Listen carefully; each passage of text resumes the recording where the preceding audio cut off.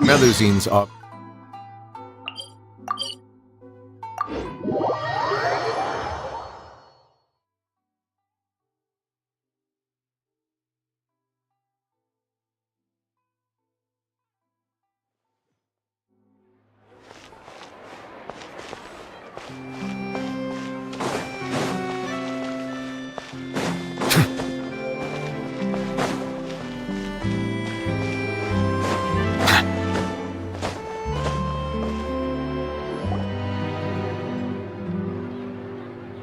This shop looks popular today. Wonder what the occasion is.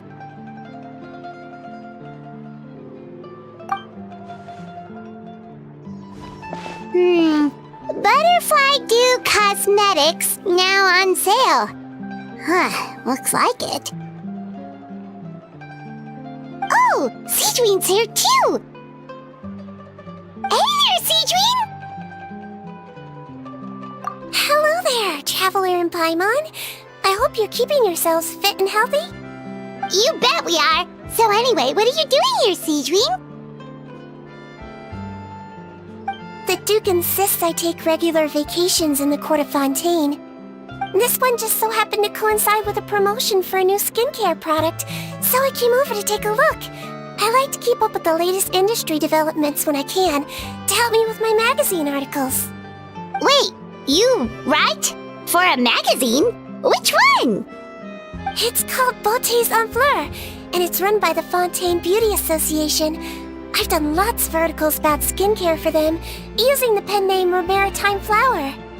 Oh, wow! You're a Maritime Flower? If Paimon's not mistaken, you're one of the leading figures in the Fontaine Beauty Association! What's so weird about that? Everyone loves beauty! I really like this role. The staff at cosmetics shops are always so polite. And as long as I wear a big smile on my face, I always get the best customer service.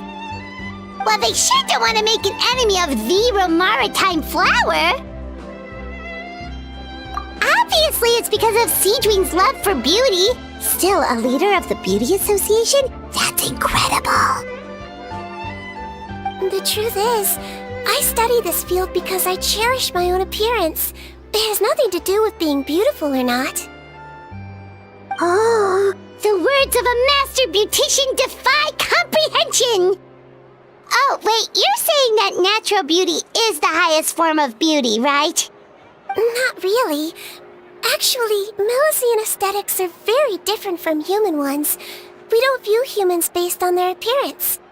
If I had to describe our approach, I'd say it's based on cuteness. Oh! Really? Yep. Still, I really value my current appearance, and in the process of taking care of it, I've ended up learning quite a lot about skincare and stuff. It turns out, my knowledge and experience is pretty popular with beauty product lovers. It came as a big surprise to me, though. Oh, Paimon gets it now. But speaking of your appearance, how come you look human anyway? Are you, like, only half Melusine?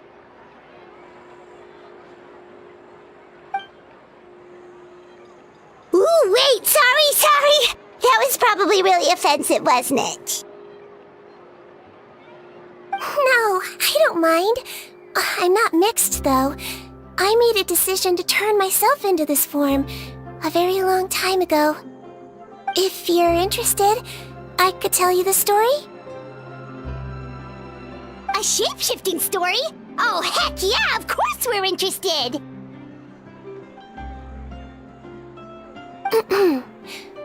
Once upon a time...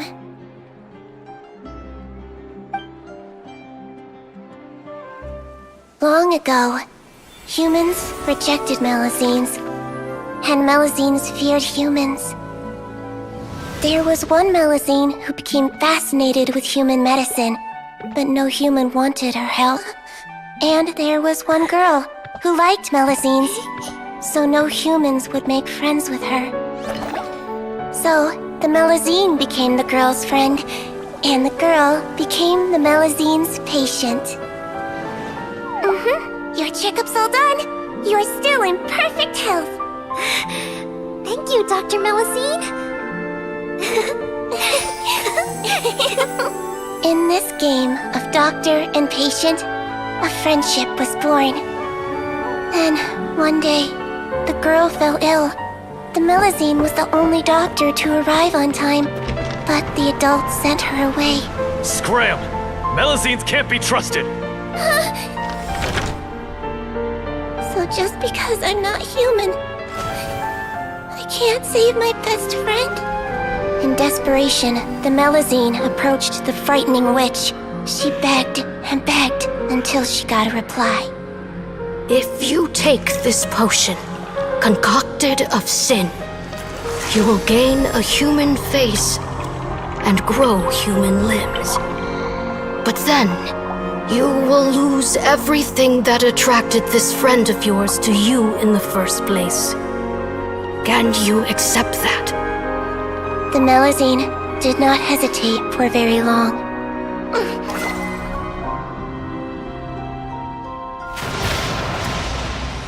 On a rainy night, a little doctor knocked on the girl's door. The doctor wore a hood and raincoat, maybe to protect her from the rain, but maybe also to hide a secret. The little doctor held the girl's hand and treated her illness, just as she had so many times before.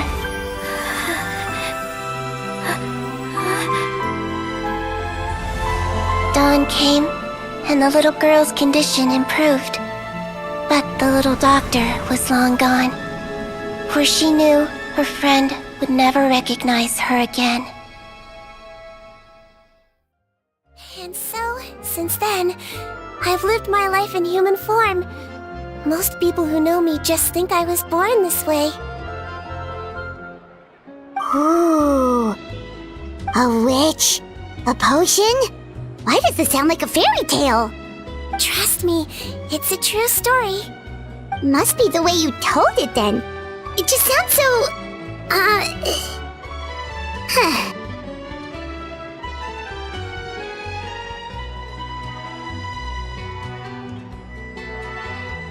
Yeah, not every Melusine would take human form to save their human friend. That must have been a huge decision.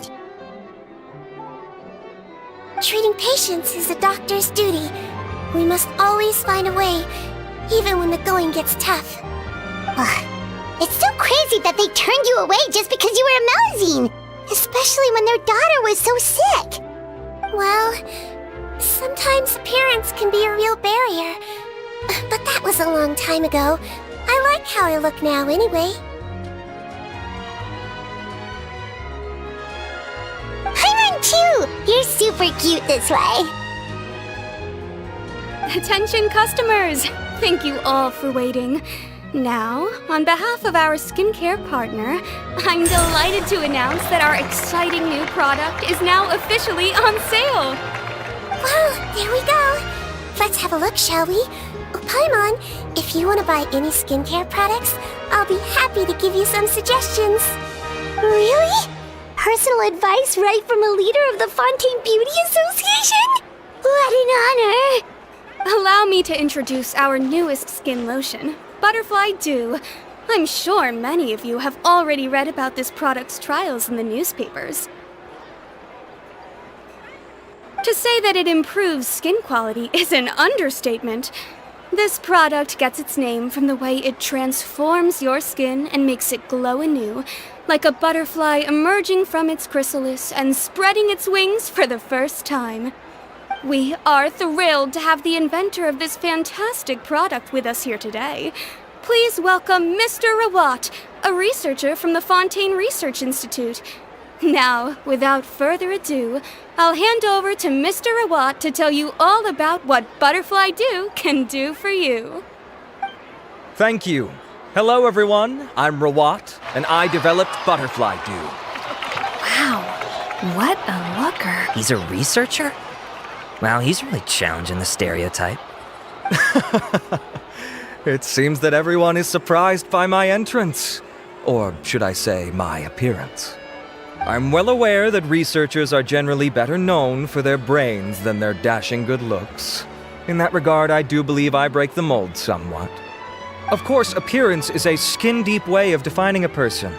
And yet one's appearance can be a very real set of shackles, holding a person back in their life. It can rob a young person of their self-confidence when applying for a job, dissuade a young lady from approaching the one she loves.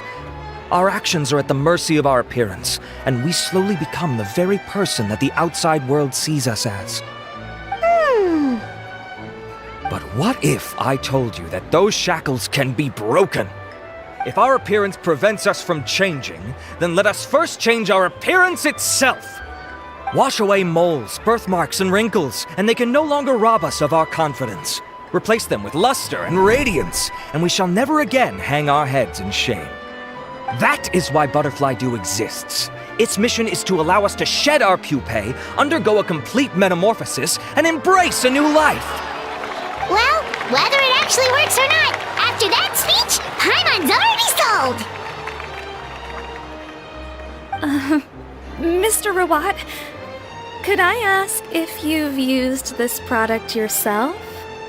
Of course, I tried it many times while I was testing it. You can consider me a product ambassador. Wow, then it's sure to work! Still, I don't expect to convince you just by blowing my own trumpet. So, could I get a volunteer from the audience to try it out? Oh, Paimon volunteers! Oh! Ah, what an honor! It appears we have a giant of the Fontaine Beauty Association here with us. In that case, Miss Sigewine, could we seek your most expert opinion on this product? Sure. Whoa, is that Romaritime flower? They say she's the pickiest user of skincare products in all of Fontaine. Here you go.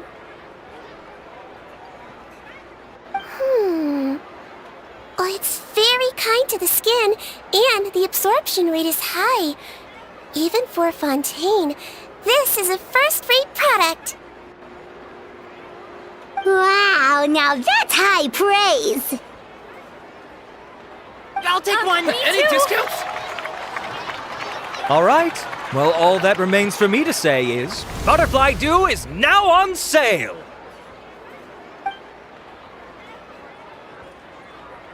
Think we should buy a bottle too?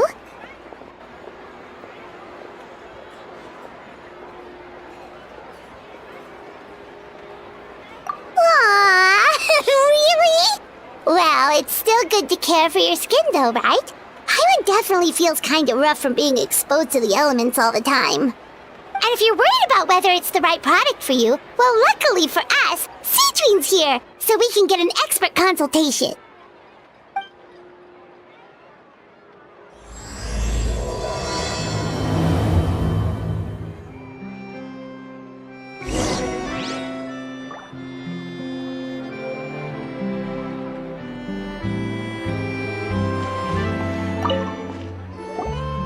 It's an honor to receive such high praise from you. To be honest, I was also hoping you might be able to point out some flaws in the product so I can keep improving it. With most skincare products, the pros and cons only become apparent with long-term use. Yet, this one has instant benefits, improving skin quality without any obvious side effects. It's one of a kind. Don't worry though, I plan to keep using it, and I'll publish regular reviews in Beautés en Fleur. You can read my thoughts there. All you need to do is subscribe. Oh, I was hoping for a more casual conversation, but you are a beauty association leader after all. I understand if you want to keep this professional.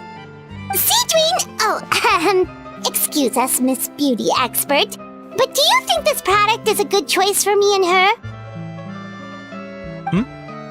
Wait, are you the renowned traveler? That's right, and by her side, the equally famous Paimon. Well, I don't normally handle customer questions personally, but since it's the traveler asking, allow me to make an exception. Butterfly Dew is made for all skin types, so no matter who you are, you can rest assured that it will be kind to your skin. If anything, it might be marginally more effective on Fontainian's skin, but other than that, it works the same on everyone. Why would it work better on Fontainians? In the interests of protecting my trade secrets, I'm afraid I can't answer that, Miss Paimon. Alright then. How about a friend discount? Save yourself the trouble. I'd be greatly honored to have both of you use my product. Here, take 2 bottles for free. Yay! Paimon's private fund survives! I can see why you might think that, but please don't misunderstand. This gift is simply a token of my esteem. There's no business motivation behind it. To me, finding new customers for Butterfly Dew is about meeting kindred spirits, fellow admirers of physical beauty. I consider it a labor of love. Admirers of physical beauty? Eesh, that's embarrassing to say out loud. It sounds so shallow. It's nothing to be ashamed of, Miss Paimon. Most people claim to desire inner virtue, but it's still physical appearance that turns their heads. This is a fact of life. It's only natural for people to desire to become beautiful. And that's exactly what inspired me to choose this research direction in the first place. You're right. Everyone loves beauty, don't they? Look at the time. My apologies, but I have other things to attend to. I'll leave you with these 2 bottles of Butterfly Dew, and I look forward to seeing you again. Paimon, I'd say there's no need for you and the Traveler to use this product for now. Why? Is there a problem with it? The quality is fine. I just think there's room for improvement. I think I could add some ingredients to the mix to make it more effective. Really? Then why didn't you tell Rawat about that? Researchers are a very special breed of human. You can point out their flaws to their face and they won't mind very much. But if you tell them that someone else could do a better job, now that'll make them really upset. If I'd mentioned it, he probably wouldn't have given you those 2 bottles for free. Fair enough, that makes sense. If you're interested in the more effective version, I can write up a list of ingredients for you. Just come get me once you've gathered them. When you say more effective, you mean it'll make Paimon even prettier? Ooh, how can we say no?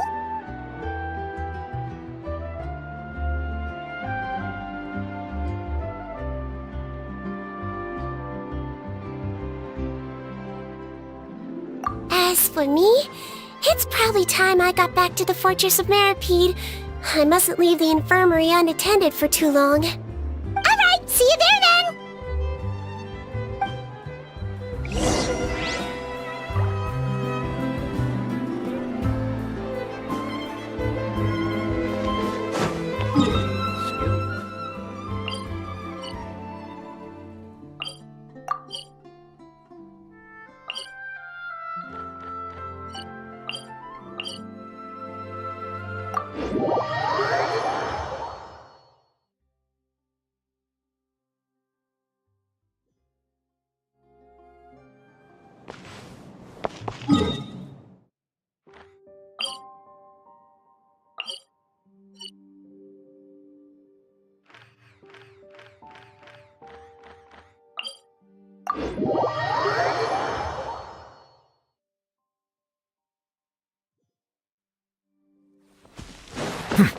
Just up ahead, Traveler. The ingredients for Sigewine should be nearby.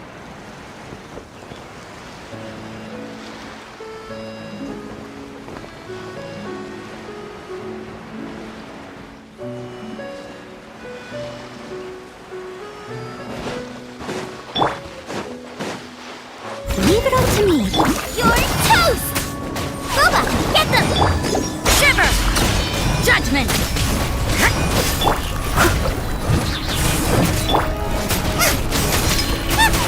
You can't run! Hit! Sa! Ha! Hit! Sa! Yeah! Yeah! Hit! Bow your head. I must leave no stone unturned.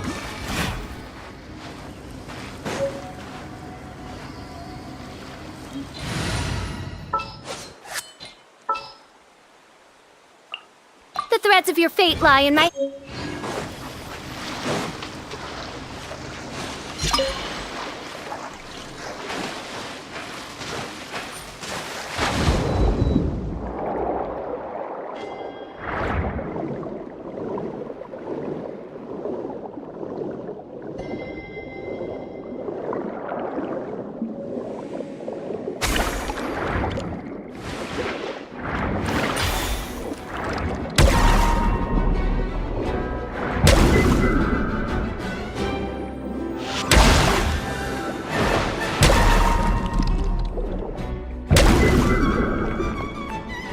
Great! That's everything! Let's head to the Fortress of Mirapede!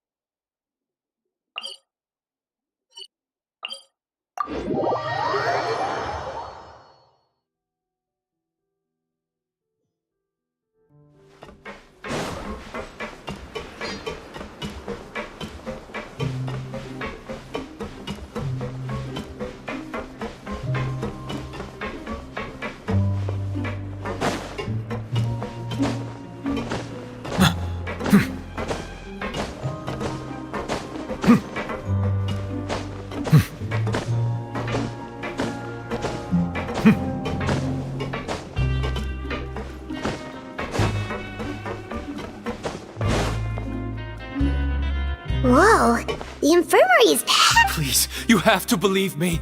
I saw it with my own eyes last night. Another me! He looked exactly like me. Got it? Okay. I've written down everything you told me. Now, I have a few tests to run. Take a deep breath, and don't worry, it's nothing to be nervous about. First, which finger am I holding up? Your index finger, but I'm telling you, my mental state is fine. I'm not crazy. Very good. Now, on to the next. Hey there, Your Grace. It's been a while, huh? Ah, it's you two. Indeed it has. I would offer you some tea, but I'm afraid the timing is unfortunate. Duty calls. No worries. Actually, we were looking for Sigewine. Do you, know what all of this is about? This inmate came running to the guards in a panic, claiming to have seen his exact doppelganger. A doppelganger? Doesn't that just mean someone else kinda looks like him? And that's what I thought when the report first reached my desk. But we've inspected our records. No one even vaguely resembles him. Considering how certain he is of what he saw, I can only surmise that he's having some mental issues. So I brought him for a medical evaluation. Alright, very good. Take a sip of water and rest for a bit. Evaluation complete. I couldn't find any symptoms pointing to a physical condition. I see. So do you still believe there's more likely to be an issue with his mind than his body? I have to assume so for now. Psychological issues are more difficult to detect. At this stage, we can at least confirm that he is in command of his cognitive faculties. The rumor mill will go crazy if word of this gets out. Guards, take him to the ward for a period of observation. The Marechaussee Phantom has requested my cooperation on a case, otherwise I'd deal with this myself. Sorry for the trouble, head nurse, but I'll have to leave this to you. No problem, Your Grace. I'll add him to my observation list. By the way, we have a couple of guests here who've made the trip just to see you. I imagine it must be important. You probably won't need to add them to your observation list, though. Oh, Traveler! Paimon, it's you! Hey there, Sigewine! It's actually not that important, but... I'll be in my office if you desperately need me. Goodbye for now.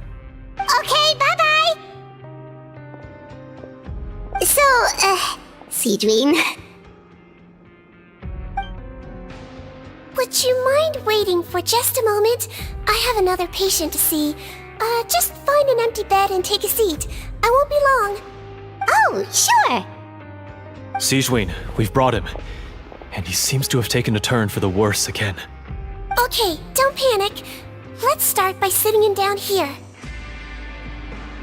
Paimon had no idea how busy it can get for Sigewine.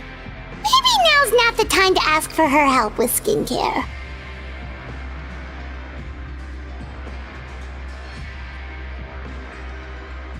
Good point. Besides, it might actually be interesting to observe her at work. Well, this could hurt, so I suggest you take a deep breath first. Did his face melt? What happened to him? It's anyone's guess. His face melted off shortly after arriving at the fortress. But since he's a serious offender, he can't be allowed out for medical treatment. Best we can do for now is ask the head nurse to give him something to manage the symptoms. Oh, this is gonna be awkward. We still need to bring him to the Marechaussee Phantom for questioning. What if he scares them half to death? Will that be our fault? The Marechaussee Phantom? Does this have something to do with the case Risley's dealing with? Yep, it was a huge case. They bagged a few dozen crooks in one fell swoop. And this guy's the baddest apple of the bunch. He harmed countless people. And now, it looks like it's all finally catching up with him. You done gawking? Not yet. I need to check the severity of your ulcers to decide the right dosage.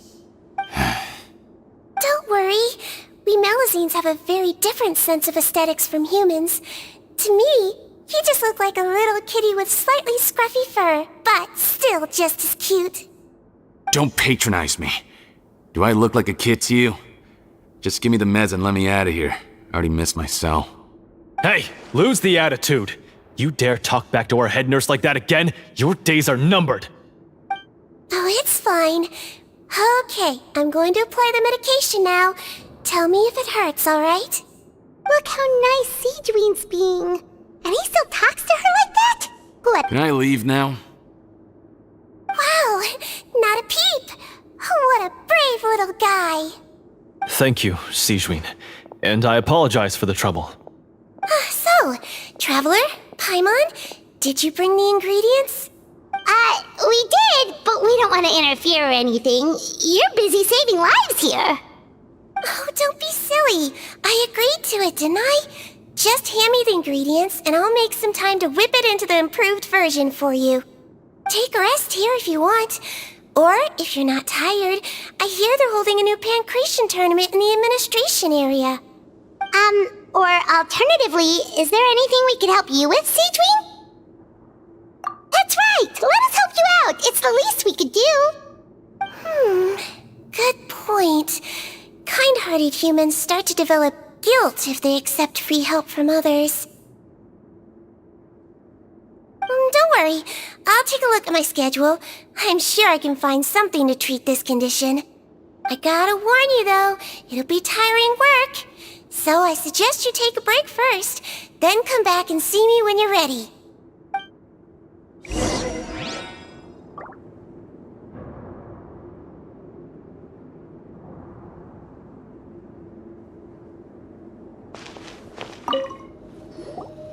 We're ready, Sigewine! What's our first mission?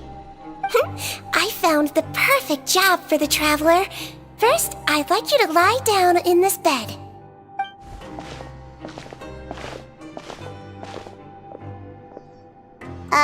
What for? I need you to pretend to be sick. What? Oh, is it that difficult? I thought you did a pretty good job last time. Oh, so you knew. I sure did. She was way more interesting than the usual malingering inmates. When you played along very well, Paimon, I observed you two for quite a while after that. Well, this is awkward. But why do you need us to do it again now? No time to explain. My next patient will be here any second. Please just do as I say. You can, pretend like you've got a nasty headache. And throw in some dry heaving for good measure. Okay.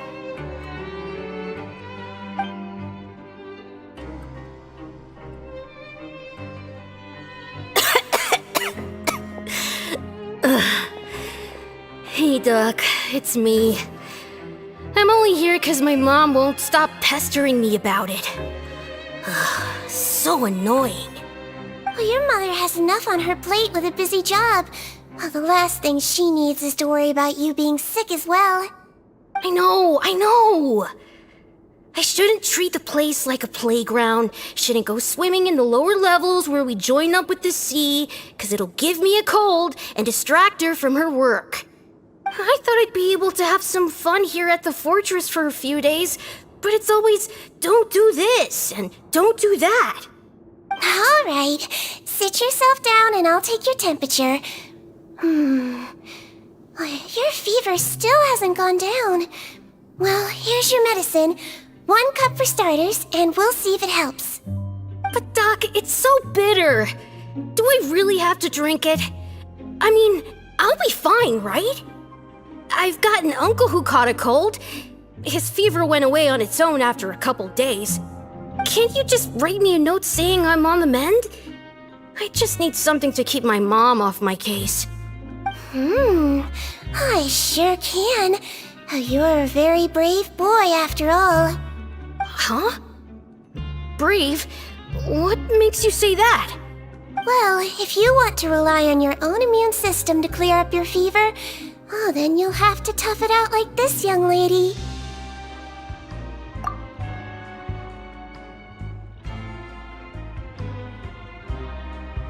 Hang in there, traveler! Are you gonna puke? Paimon can get you a paper bag! Huh?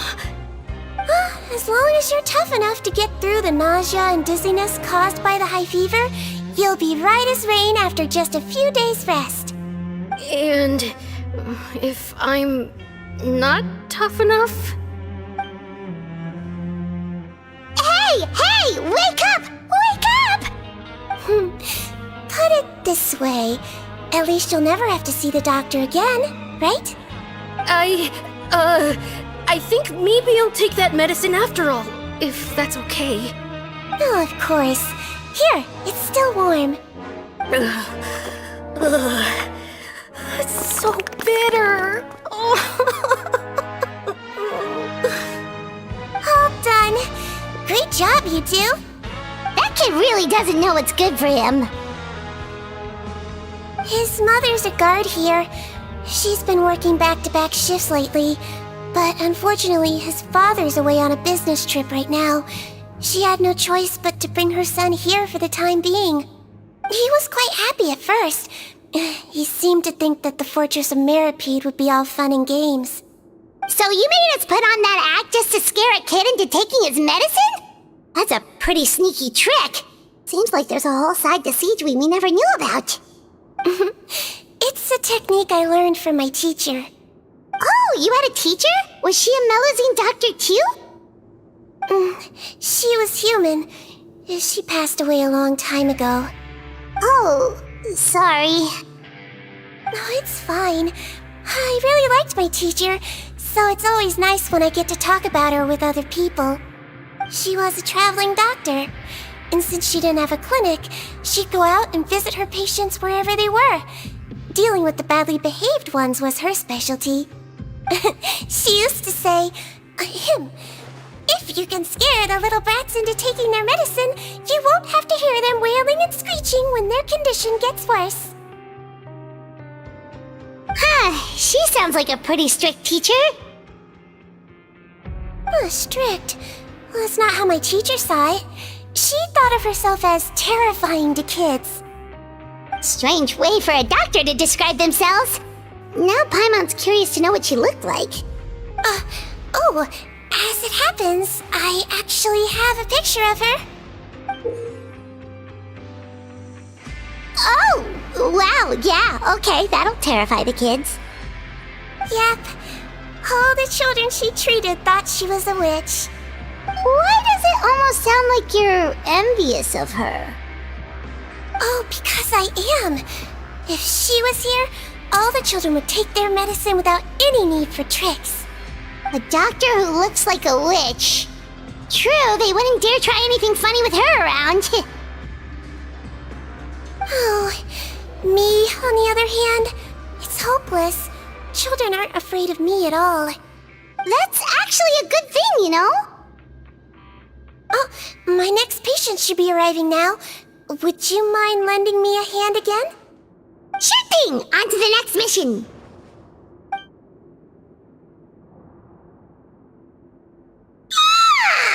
Is it nighttime already? That flew by. You really have a busy job, Sigewine. Well, thanks to you two, it was much easier today. Aww.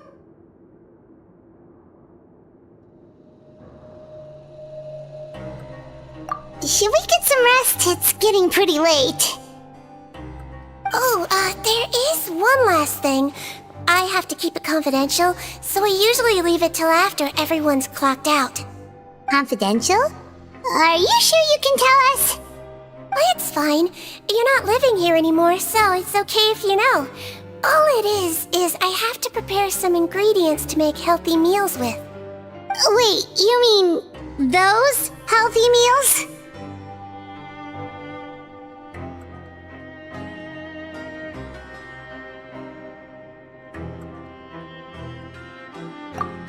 My patients refuse to eat any healthy meals I prepare in front of them, so I have to prep the ingredients in secret, then let the chef at the Coupon cafeteria handle the rest. Considering even the chef's version makes people uneasy, it really makes you wonder what's in it. You want to find out? I can teach you how to make it. That way, if you ever suffer from exhaustion on your future travels, you can prepare a healthy meal for yourself. It's really good for you, you know. Sure? Guess we can help out one more time.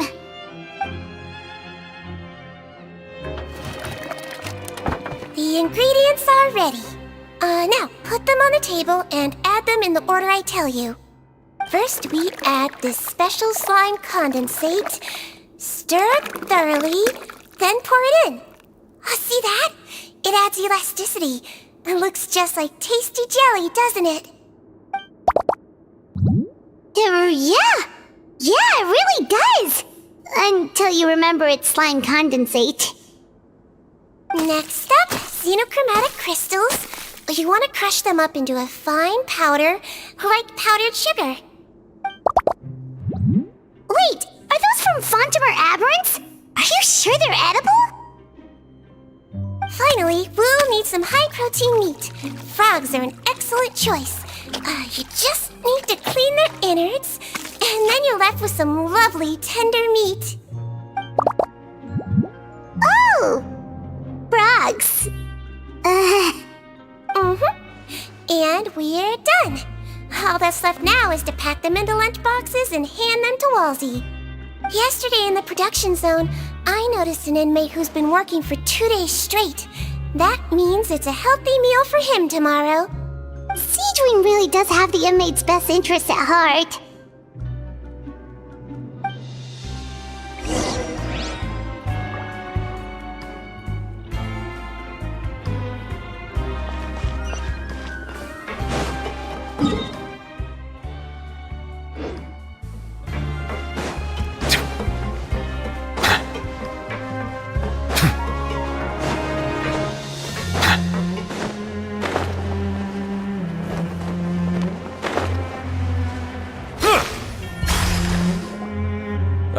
Head nurse.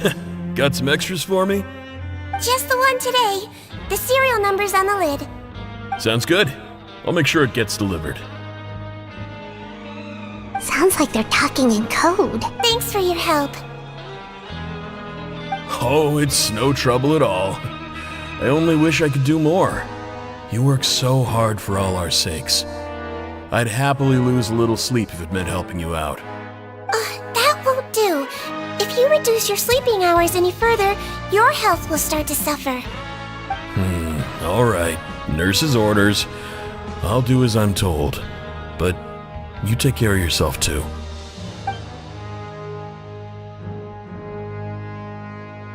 Well, I'm done with work for today. Thanks for helping out, you two. Seems like the guards and staff here have a lot of respect for you, Sigewine.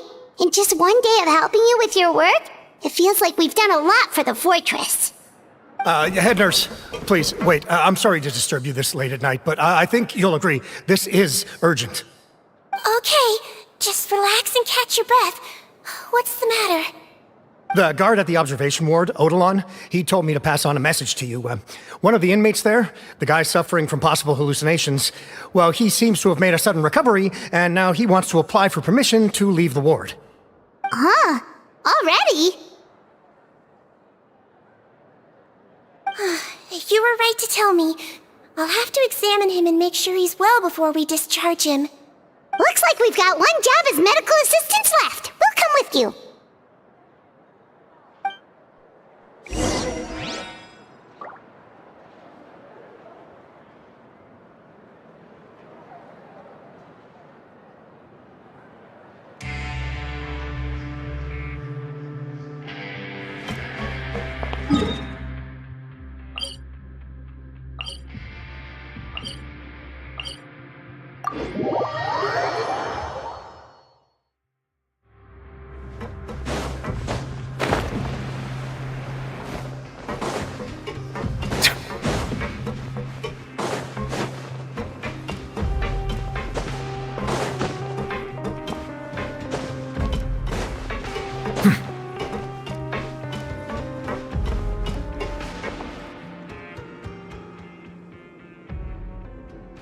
Ah, head nurse, you're finally here. I'm so sorry for all the trouble I've caused you, but I believe I've now made a full recovery. After giving it some thought, I'm sure that I was probably just seeing things. Stress-related, I imagine. I'd been working long hours, so I definitely wasn't in the best state of mind. I totally understand. Still, I have to give you an examination before I can discharge you, okay? So, take a deep breath and don't be nervous. It'll be the exact same procedure as we did this morning. We can start whenever you're ready.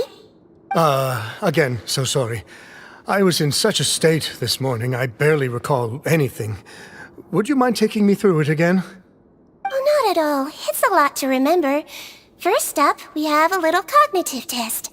Just concentrate and you'll be fine. To start with, which finger am I holding up? Your pinky.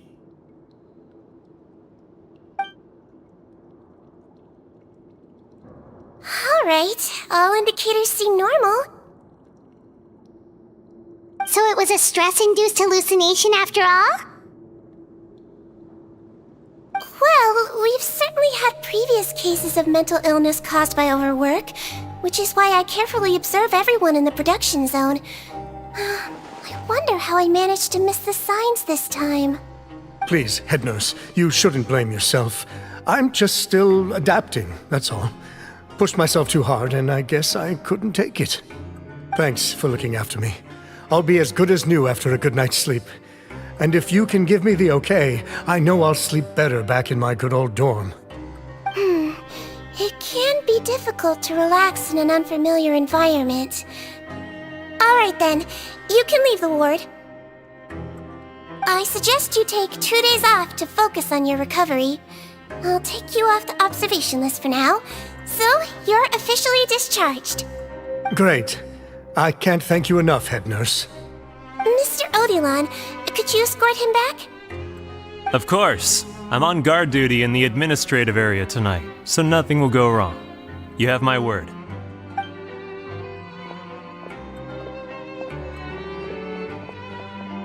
Guess you're finally done for the day now, huh? Yep. But I still haven't gotten around to making that improved lotion for you yet. Oh, no rush! Seriously, it's super late now. You should go get some rest too. Well, tomorrow it is then. Good night, Traveler. Good night, Paimon. Hope you sleep well. Oh, don't you worry! We will! After a productive day of work, we're both gonna sleep like a log. Yeah, sleep tight, Sigewine. See you tomorrow!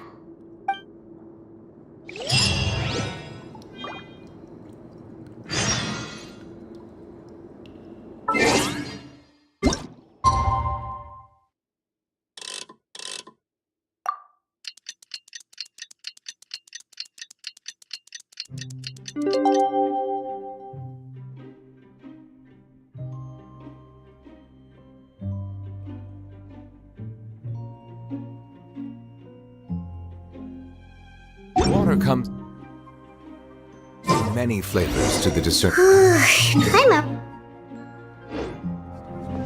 Crisp and pure, while water from Liyue has an enduring aftertaste. In Inazuma, the water possesses a depth of flavor unlike any other. Sumeru's water, meanwhile, has a rich and complex flavor profile, but it must be savored patiently to fully appreciate it.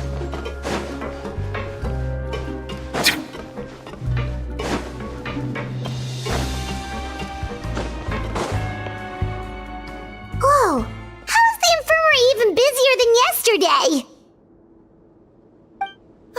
Good morning, Traveler and Paimon. I have a few people here for a checkup, so you might need to wait for a while.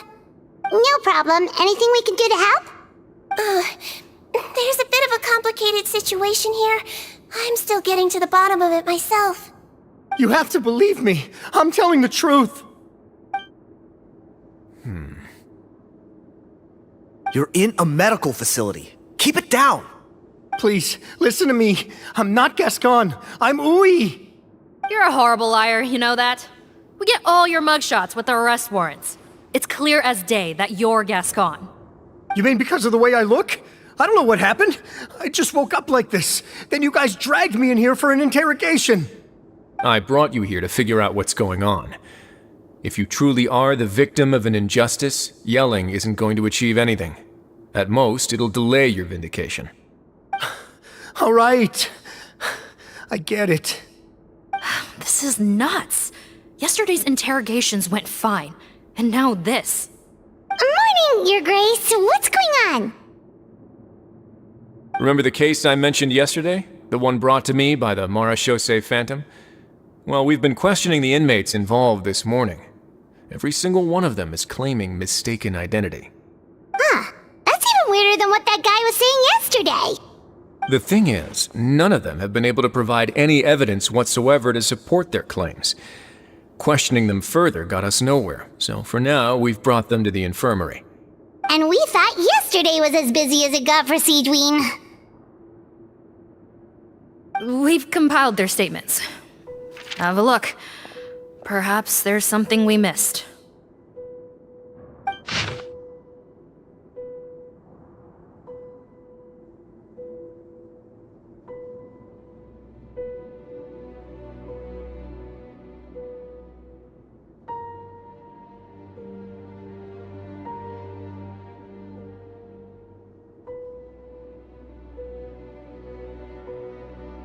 Wait. Release? Interesting. The inmates they spoke of in their statements appear to all be due for release today. I noticed that too. If that's their plan, they're underestimating us a little. Every serious offender claims that there's someone else who just so happens to be due for release today. And they're expecting us to go along with that. All the more reason to be cautious. Lumberzar, check the release list for today and make sure no one gets processed. We're gonna need an excuse, though. Just say we're out of forms, and that we're furiously printing more as we speak. I'm on it. It's conceivable that our group of serious offenders somehow found a way to switch places with inmates who are about to be released, so they can walk out right under our noses. We did consider that possibility. But I mean, just look at them. They match the warrants, period. How could there have been a switch? Only if they're dead ringers for the inmates due for release, I suppose. I gave you that name list yesterday to assist in your investigation. Did that help? Yes, the inmates' mugshots were attached to the list. The first thing I did was check for lookalikes, and I didn't find any. The only other thing that stands out to me is that their voices sound a little different today. But it's not exactly hard to put on a fake voice. Oh, really? What does our head nurse make of all of this? Give me a moment. I think I have a way to confirm whether there's been a switch. I know, it's not time to change your dressing yet, but please bear with me. Huh? Isn't that the guy from yesterday? This should be Honore. He has very severe facial ulcers, which require an operation in the hospital at the Court of Fontaine. I authorized him to leave the fortress for medical treatment under guarded escort. Yes, like I told you. I'm not Putton. I'm Honore. So there has been a swap. Well, I can see what happened in Potton's case, but how do you explain the other inmates? You're not telling me their souls switched bodies, are you? No, I believe it was their faces that got switched. The method is a bit like replacing a tooth. Take the bad tooth out, put a false one in. And actually, I think I can prove it to you. Traveler, Paimon, do you remember Eric from the other day? Yeah, sure do. Then you can be my witnesses. To start with, please fetch the inmate who claims to be Eric.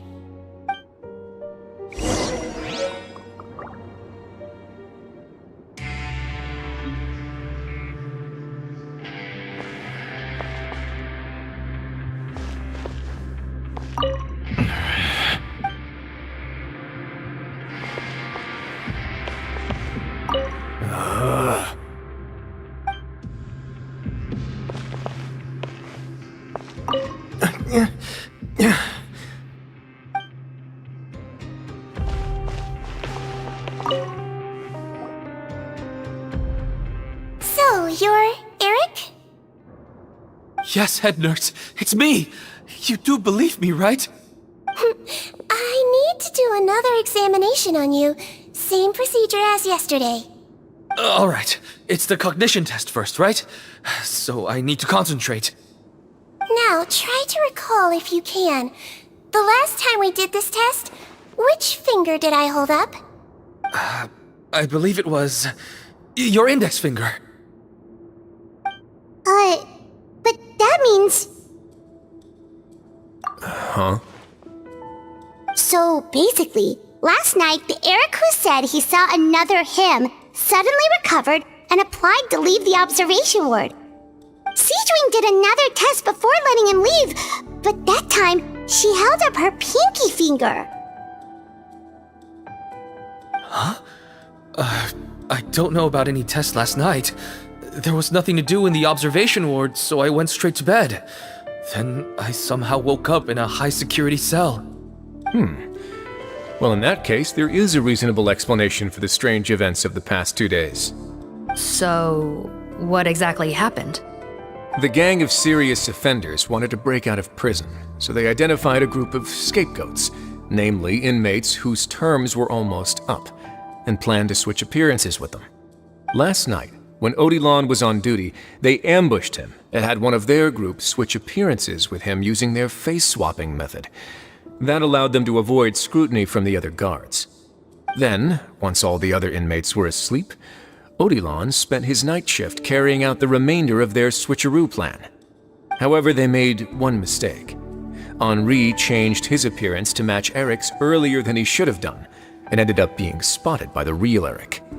Real Eric came to the guards for help, but we didn't know then what we know now, so we put it down to hallucination and sent him to the observation ward. However, since one of the gang members was posing as a guard, they simply changed real Eric's appearance and had their Eric take his place, muddying the waters even further. Right, because I put Eric on the observation list by then, and no inmates on that list can be processed for departure until I've discharged them. Hence why the imposters had to pull that little stunt to get fake Eric off the list. Yeah, it all makes sense now! The Duke cracked the case! Well, I can't fault the reasoning. But I'm afraid that we ruled out the possibility of face switching very early on in this process. Criminals altering their facial appearance to commit crimes is nothing new. In fact, one of the explicit duties of the Malazines in the Marechaussee Phantom is to identify criminals in disguise. We carefully examined all the suspects, and there is no evidence that any means of disguise were used in this case. Huh. Well then, how do we explain all this? So far, it seems more likely that the gang stole documentation belonging to the inmates due for release, and are using that to commit identity fraud. Actually, there is a potion that can completely change someone's appearance. If they use that, even a Melazine wouldn't be able to detect it. A shape-shifting potion? Forgive me, head nurse, but this is the first time I'm hearing about it. If such a potion truly existed, it would jeopardize our entire investigative process at the Marasho Save Phantom. Are you certain of this?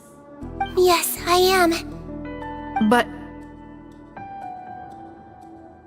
Please, trust me in my professional opinion as an experienced clinician.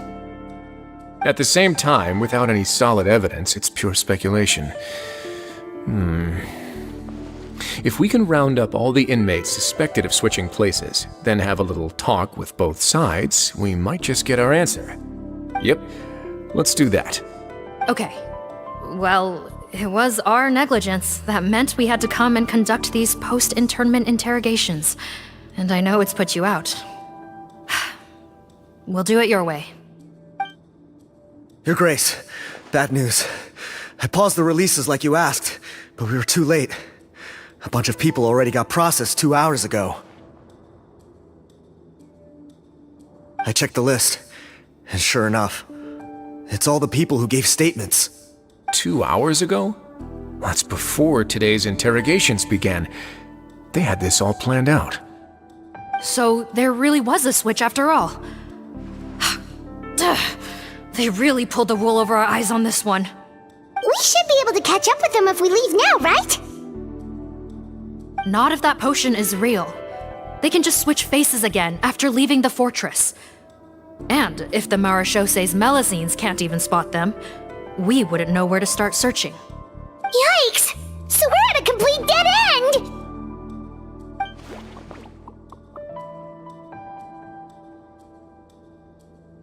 Well, technically there is one more lead we could follow up on. We were only able to arrest this gang thanks to the help of a researcher from the Fontaine Research Institute. I believe his name is Rawat. Oh? Rawat? Isn't that the handsome guy we met at that skincare promotion? Handsome? Maybe from a human point of view. I just remember that he specialized in potions. One of the crimes this gang is charged with is the manufacture and sale of illicit drugs. According to Mr. Rawat, they appear to have stolen technology he developed through his research and used it in their operation. At first, he thought it was a typical case of intellectual property infringement, and he tried to negotiate with them. But once he discovered their criminal operation, he reported them to the authorities. Thanks to his report, we were able to swoop in and arrest them all in one go. What a hero! Bet that took courage on his part. No doubt. This is worth following up on. As the one who snitched on them, it's highly likely that Rawat will be targeted by the escapees. That aside, since he's negotiated with them in person before, there's a chance he'll have some additional information for us. Understood, Your Grace. My team and I will head to the Fontaine Research Institute right away. In the meantime, please keep an eye on the face switch victims for us. Of course. Miss Morgan, I'd like to come along and help you catch these criminals. Huh? Why's that? Well, I'm the one who discharged the fake Eric last night, so I feel partly responsible. Don't say that, head nurse. Your focus was on the inmate's health, and rightly so. We can't ask you to help with arresting criminals. That's our duty. I also have a more personal reason. Cotton is a patient of mine, and if I don't get a new batch of medicine to him in time, his condition will get much worse. Look, head nurse, I completely understand where you're coming from. But arresting criminals is dangerous business. And if anything happened to you, none of us can afford to take on that responsibility. Don't worry, I can defend myself just fine. You say that, but still. If I may, Miss Morgan, Sigewine is the one who raised the potion hypothesis, and I'm sure she has far more expertise on the topic than your team. My suggestion would be to bring her with you. And if you really are worried for her safety, then...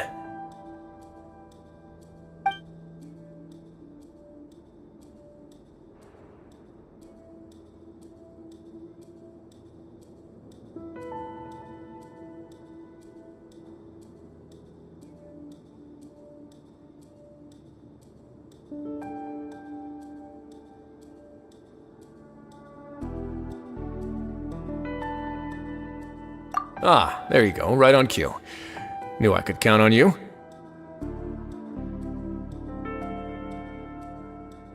Okay.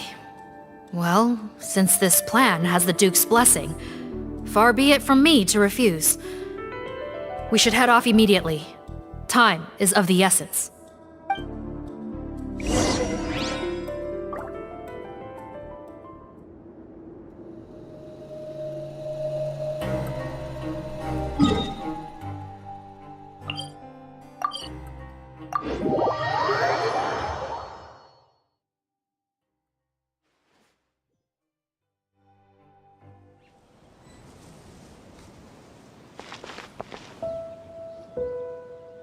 Greetings. Sorry to impose, but I'm afraid we're here on urgent business, and we're gonna need you to cooperate. The Marsh is a phantom. Let me guess, you're investigating some more illegal research? Not this time, no. We're looking for a researcher. Do you know where we might find Mr. Rawat? Rawat. Oh yeah, Mr. Handsome, right? He actually doesn't work on site here very often. There's a handful of researchers in the nearby area who know him pretty well, though. You can see what they know. Just a handful? Paimon figured he'd be the most popular guy around. Well, I guess you could say he's popular, at least on a superficial level. He's blessed with good looks, so he tends to make a good first impression on people. But in all his time here at the Fontaine Research Institute, I don't think he's ever had a single deep conversation about his research with his peers.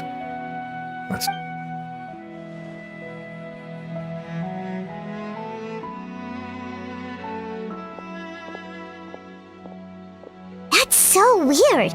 He definitely didn't come across like a recluse at that product promotion. I don't find that weird at all. He definitely didn't strike me as the kind of guy who's good at making friends. Really? Paimon couldn't tell. Must be a Melusine perception thing. Okay, we should talk with his acquaintances. But we also need to check the Research Institute for any clues. Let's split up. It'll save us some time. Sure thing. We'll go ask around among the other researchers with Sigewine. Paimon's suddenly kinda curious to know what everyone really thinks of him.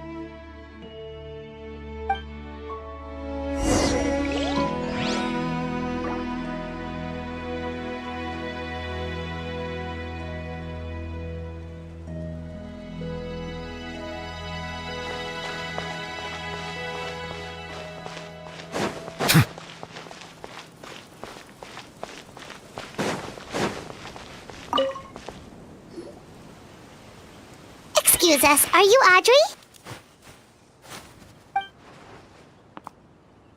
That's me. What is it? Are you close friends with Rawat? We're trying to find out where he is. Close friends?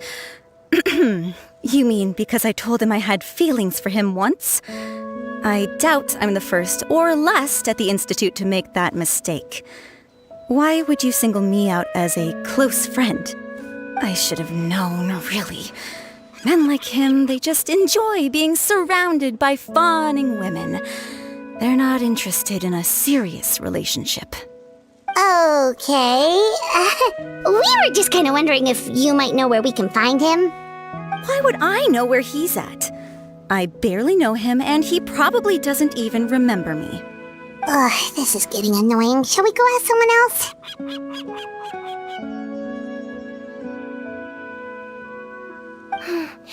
I think she knows Rawat better than she cares to admit. If we leave now, it might be a wasted opportunity. Maybe, but we're not going to get much out of her while she's in this state, are we? She's displaying symptoms common among people in love, if that's what you mean. But I know a cure. It's Curable? Oh, we're still no closer to finding Mr. Rawat. Oh, by this point, he could be in grave danger. Danger? Wait, why are you looking for him again? Oh, that's right, yeah! The Marechaussee Phantom said that he's been targeted by some pretty bad people. We need to make sure he's safe. What? How has this happened? He seemed fine when I last saw him, and that was only a couple of days ago. Just happened to run into him, of course. Oh, I see. Well, do you have any thoughts on where he might be right now? Okay, but this is purely out of concern for his safety. If he's not at the Institute, he might be at his mother's place. I heard she raised him alone, that they had it pretty tough financially, and these days she's housebound due to illness. He makes regular trips back home to check on her. Oh, okay. Do you know the address? Nope, sorry. I only found out the thing about his mother because it came up in conversation once. I was just trying to find out more about him, so I could get to know him better. When I told him I had a crush on him, I offered to help him take care of his mother. And yeah, maybe that was a stupid idea, but did he really have to yell at me for it? It's like, fine, I can take no for an answer, but what's with the temper tantrum? Unbelievable. These guys only want to show you their charming, well-groomed exterior. They can't stand it when a few home truths shine through. Looks like her love syndrome is flaring up again. We need to find out Mr. Rawat's mother's address.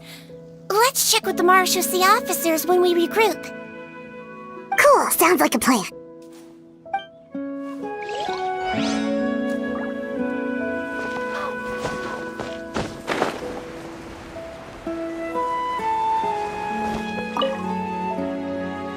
Hey there, are you in Teep?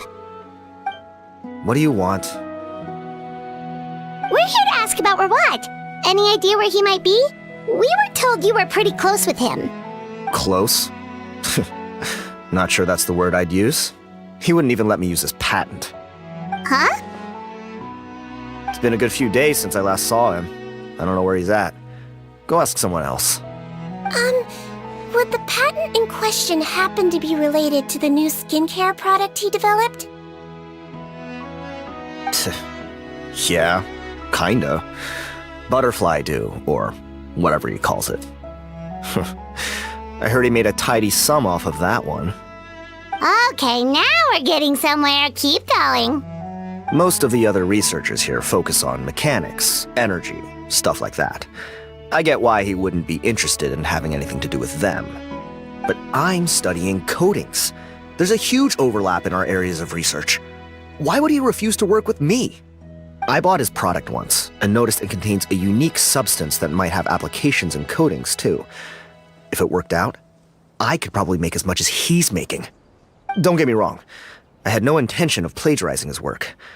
I was hoping to get official permission to use his findings in my own research. Followed the proper procedure. It was all above board. I would have had to pay him a license fee and everything. But despite that, he turned me down not once, not twice, but 3 times. It's like he's vehemently opposed to the idea of anyone else making the kind of money he does. Huh, so is Rawat antisocial, or is this guy just jealous?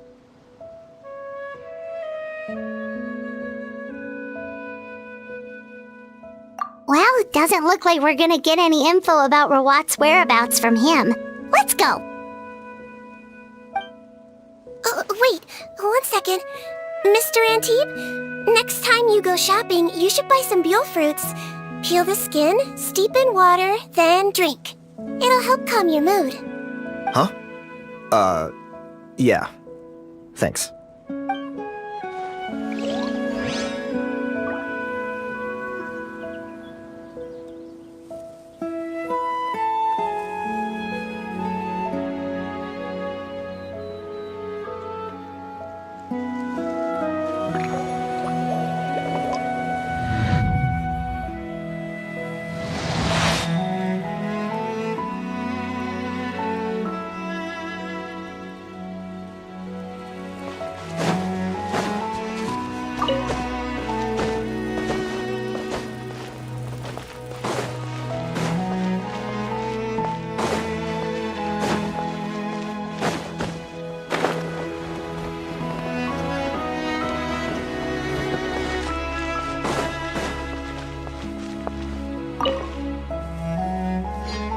bother you, sir, but are you Bertram? Who's asking? Just some concerned citizens helping out the Marechaussee Phantom with an investigation. We'd like to ask you about Rawat's whereabouts, if that's okay.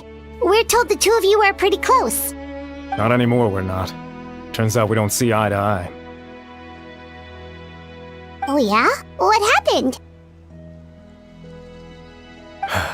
The thing about us researchers is, most of us do what we do for some sort of higher purpose. But not Rawat. All he cared about was how to commercialize his findings. He won't even let you work with him unless you sign a confidentiality agreement first. Also, he has better control over who gets which intellectual property rights. How are you supposed to get any meaningful research done working with a guy like that? Now that I've got my own technical solution for my compressor, I don't need to work with him anymore. So that's what Rawat is really like. We'd still like to know where to find him. Is that something you can help us with? Wait, you're... Yeah, I know you. You're the head nurse at the Fortress of Meripede. Alright, then I'm happy to help you if I can. I respect the work you do. Medicine serves the highest purpose of all the sciences. Wow, turns out Sigewine's got some real clout. Thing is, I have no real way of knowing where he might be. I stopped working with him 2 months ago, and I've barely seen him since. But if you want my advice, I'd say go talk to the peddlers. There's a few he meets with every other day or so. Maybe they know where he's at. Peddlers? Yeah, back when I was working with him, I noticed he met with them quite often. Wouldn't surprise me if they were involved in some shady business together, because it seemed like they went out of their way to avoid discussing anything in my presence. The little I overheard was about manufacturing and selling pharmaceutical drugs. Like I said, he's all about the money. Drugs? Doesn't he work with skincare products? Do those count as drugs? Who knows? I never cared to find out. He's the Morag rubber, not me. Thank you. You've given us plenty to work with. Welcome. Goodbye, and may we both reach new heights in our scientific endeavors. Well, that's all 3 researchers. Let's head back to the meetup point.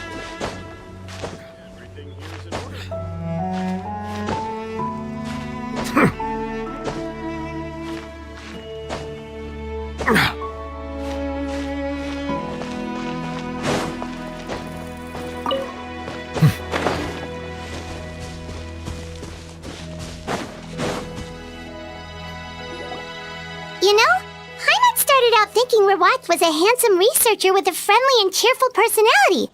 It's such a surprise to learn that his peers have a different impression of him. So, what's your view of him now, Paimon? A handsome researcher whose difficult upbringing turned him into a profit chaser with a chip on his shoulder? So your thoughts about his appearance haven't changed at all? Well, his looks are kind of a big deal. At least in Paimon's opinion. How does such a handsome guy end up being so antisocial? Even with his difficult family background, it just doesn't make any sense. You can't judge a person solely based on their appearance. Head nurse. Traveler. I assume you've spoken with the researchers. What did you find out? Bertram mentioned Rawat's involvement with some pharmaceutical merchants. Do you know if he's registered any pharmaceutical brands? Since he was a whistleblower on such a huge case, I ran a background check on him. I don't remember there being any brands under his name. How strange. If he was so focused on commercializing his research and averse to sharing his technology with others, why wouldn't he have registered his own brands? Maybe he and his business partners needed to avoid public scrutiny? You think he may have colluded with the gang? Well, the crime was manufacture and sale of drugs, and that would certainly be in his wheelhouse. We can't rule it out. Isn't that pretty unlikely, though?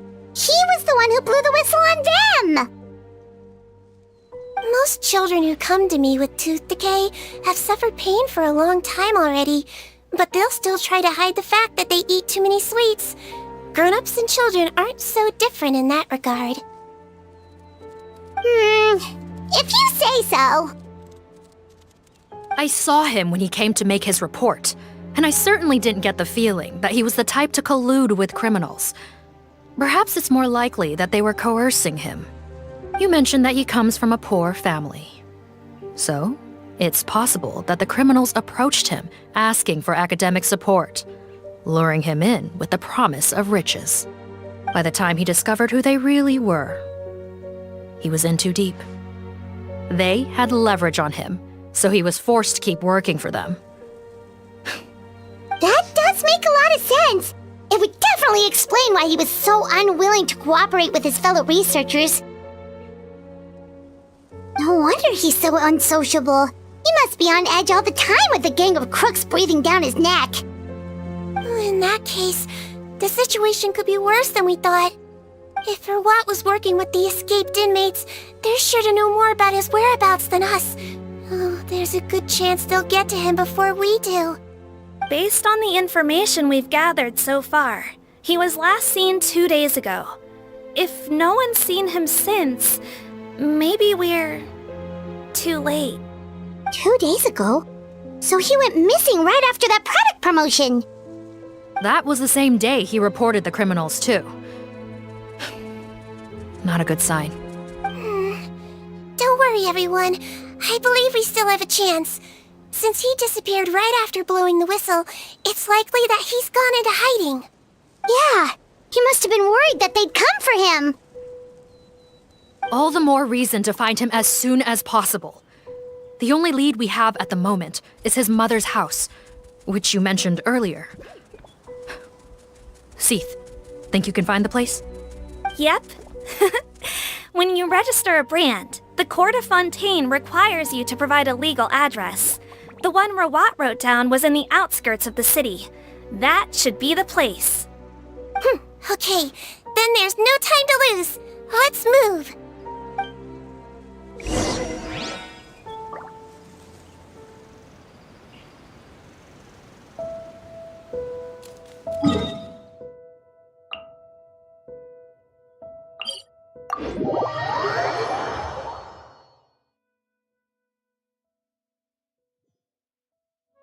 Melusines are beautiful creatures. They are the pride of Fontaine. Be sure to befriend them, and cause them no harm.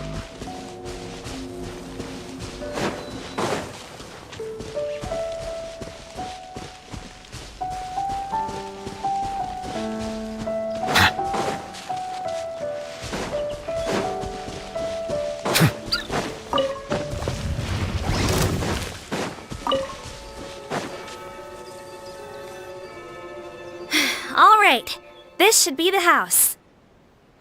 I'm pretty sure this was the address. Okay, I'll knock.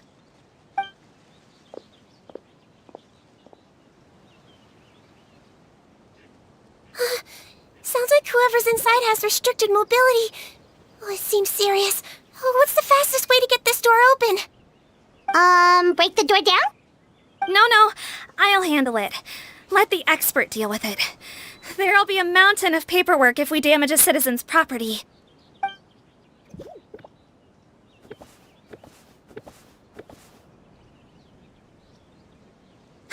Calm down. Deep breaths. Remember your training. Control your strength. And... it's open! Seath, take a few people and lie in wait. Keep your eyes peeled for any activity around the house. The Traveler, head nurse, and I will go inside.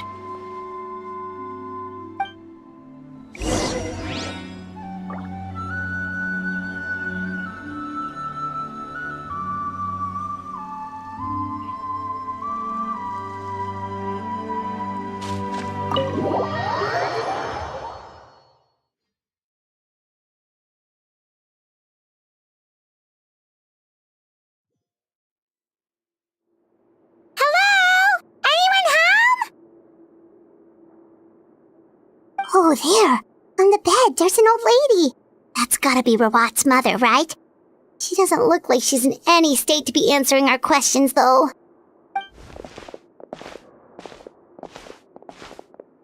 We could try, but she is very ill. We mustn't force it. Well, doesn't look like Rawat's here. She's the only one we can talk to. Yep. Allow me. Hello, ma'am. Might I ask if you're Rawat's mother? We are trying to locate him. Oh, hard of hearing, perhaps. Does anyone have a picture of Rawat? I have one here. I'd like to show you a photo, ma'am. Is this your son? Do you know where he is?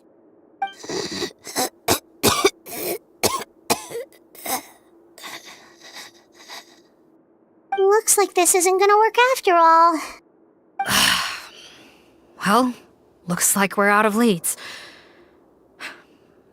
If Rawat's not here, things are looking very bad for him. Is it possible he could have avoided returning here because he knew he'd be in danger? Maybe. But if so, where do we look next? Maybe we should take another look at the Institute. Yes, so. I suggest we all return there now. We found a good amount of useful information the first time, but perhaps there's something we missed. This is our last hope. Sorry, officer, but could I stay here for a while? This patient requires some care. Of course. Traveler, stay with the head nurse. You're technically here as her assistant after all.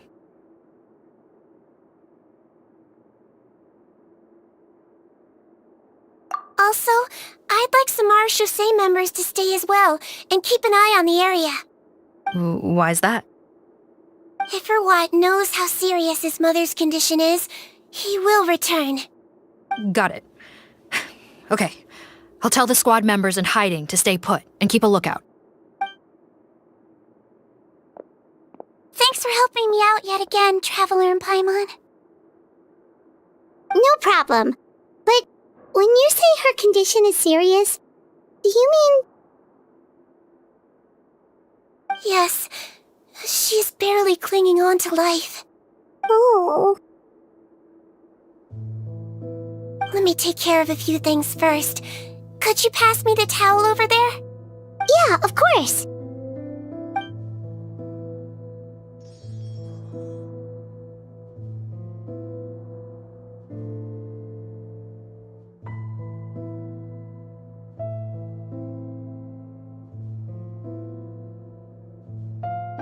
I can tell that her family has tried a lot of different treatment methods, including some very expensive medicines. Unfortunately, her condition is so multifaceted that a recovery looks all but impossible. Sigewine. Paimon bets being a nurse must be pretty tough at times like this. Yes, it makes me a little sad. In Amelizine's eyes, a human's birth, aging, sickness, and death are as much a part of natural law as sunrise and sunset. But human medicine can defy that law to some extent. In that sense, it is a science of miracles. That is why I became fascinated with it in the first place. But it was only after I truly became a doctor that I realized miracles don't always happen. Even the greatest doctors cannot cure all diseases. Sigewine. Well, don't worry about me, Paimon. A doctor's duty is not to cure all diseases, but to treat whatever ailments they can. At the very least, I can lower her fever. That way she'll suffer less, and she might even be able to see her son. Yeah, all the more reason to find Rawat as soon as possible, even if we don't catch those crooks.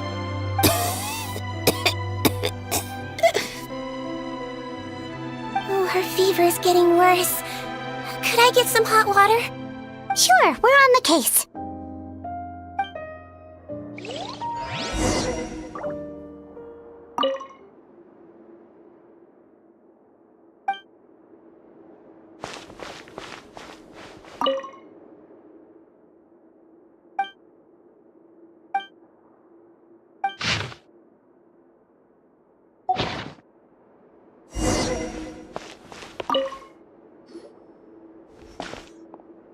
Found the hot water?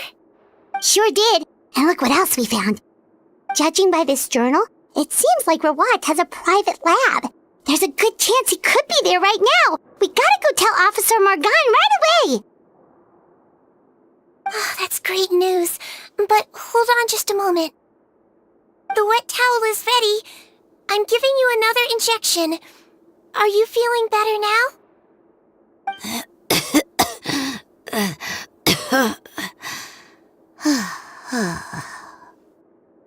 It's all right. We'll go bring him back. Please hang in there. Thank you.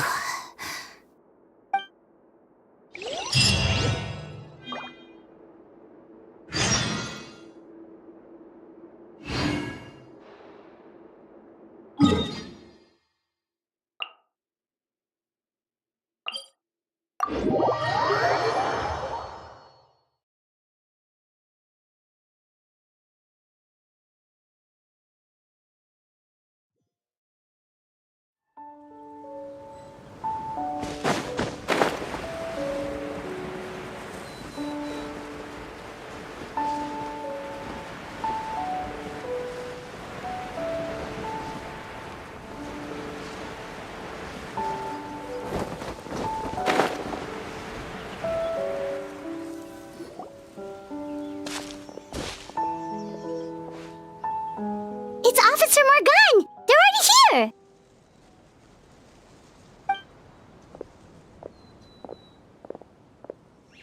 We came as soon as we heard the news.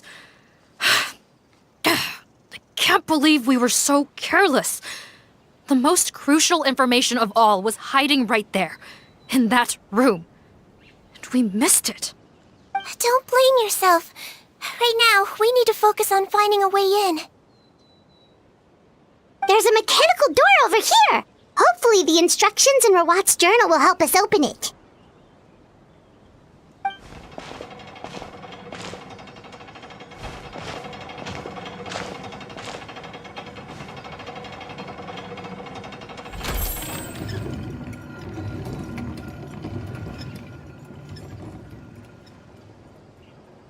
It's open. Let's go in.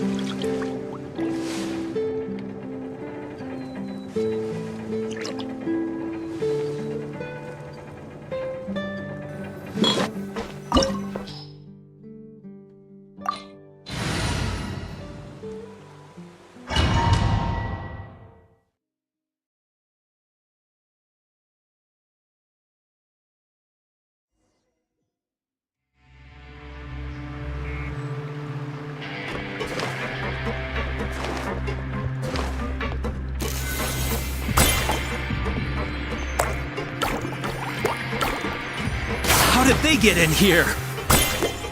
Captain, up ahead! Those look like our fugitives! So they found this place too? Don't let any of them escape!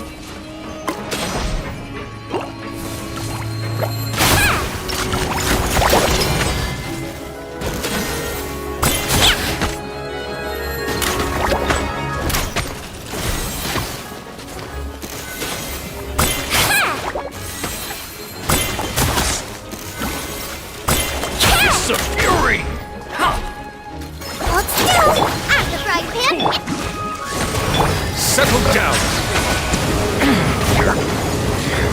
Pretty good.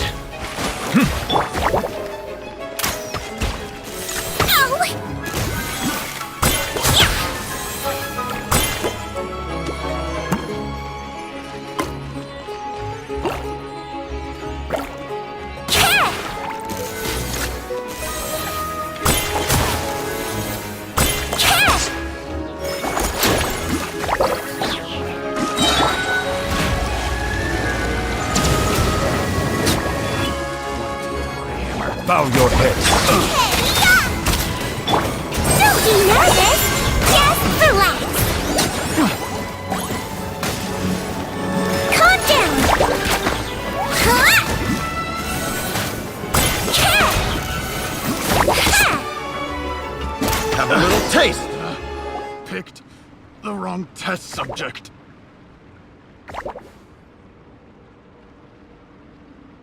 Captain, according to our list, many of the fugitives aren't accounted for. There may be others hiding deeper inside the facility. Ah, so these guys were just the lookout crew. The Marashose Phantom!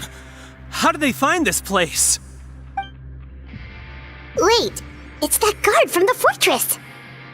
That's right, I'm on your side. The Duke sent me.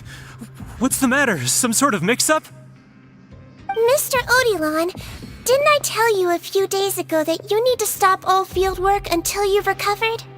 Well, you know, gotta help His Grace out. Share the load.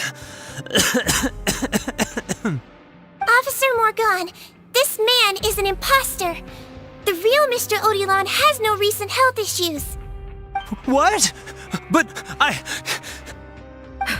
Looks like the head nurse was right about the face-swapping method. Arrest them all! DuPont, stay here and keep guard. And watch the exit. If we're not back soon, call for reinforcements. Got it.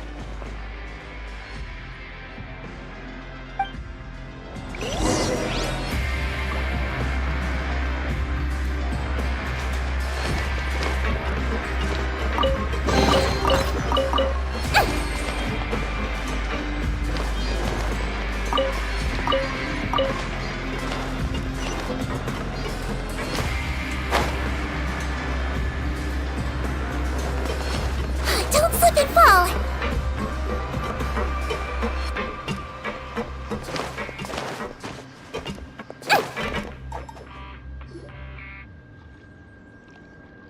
So many jars. Was this some sort of production facility? This scent, it's probably the ingredients used to make butterfly dew.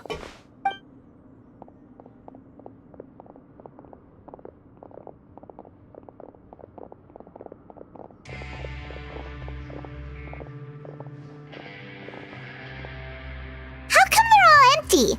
Did it sell so well that he ran out of supplies? How strange. Why would Rawat choose to manufacture a popular product like that in such a difficult-to-reach location?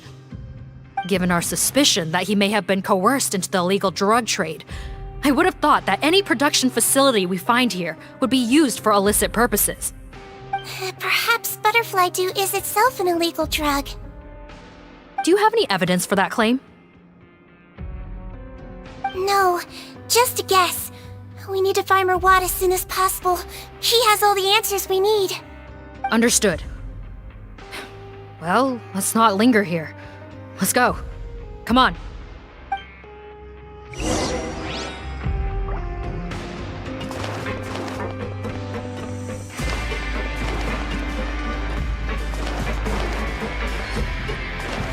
Don't slip and fall!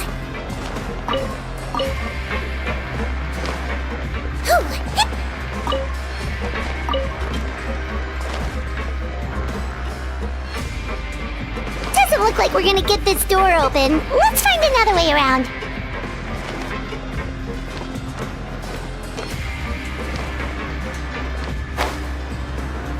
This one's closed too! What's with those carts and tracks? Oh, maybe it's one of those doors that opens when it senses cargo passing through. There's a loaded cart right over there. Let's bring it to the door and give it a try!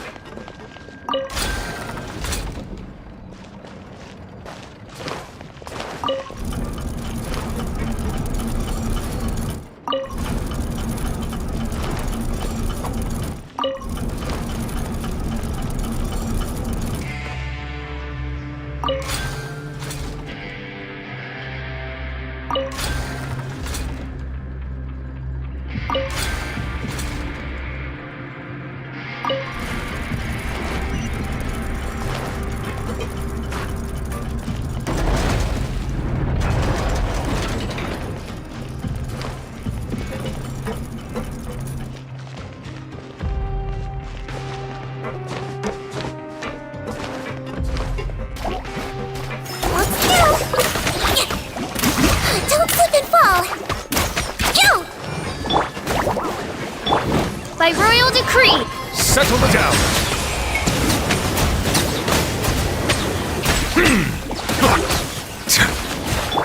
I swear, it's for medical research!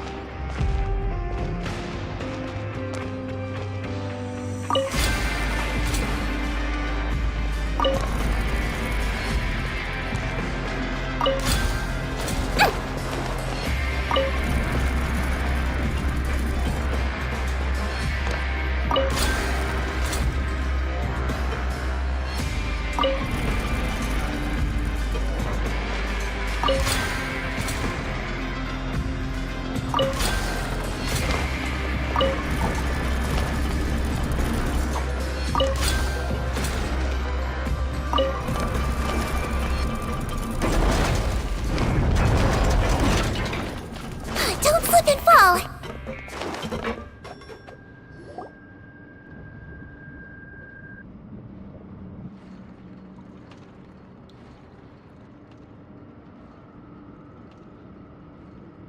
This room's much smaller than the others. Judging by the implements on the table, this looks like a potion-making lab. Head nurse! Over here!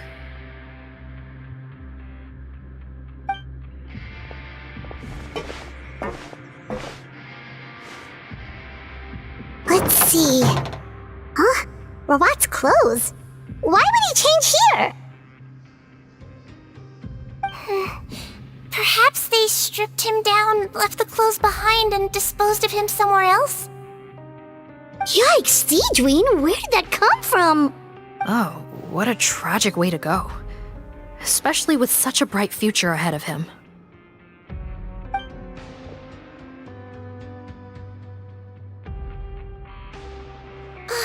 There's a path leading further on, Officer Morgan.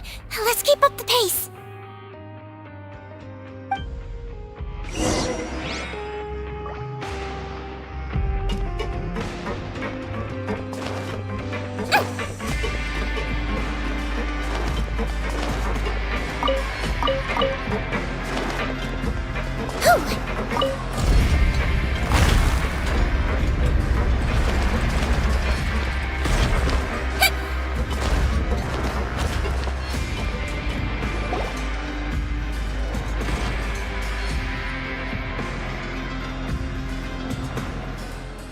Shh! There's a whole bunch of people in there!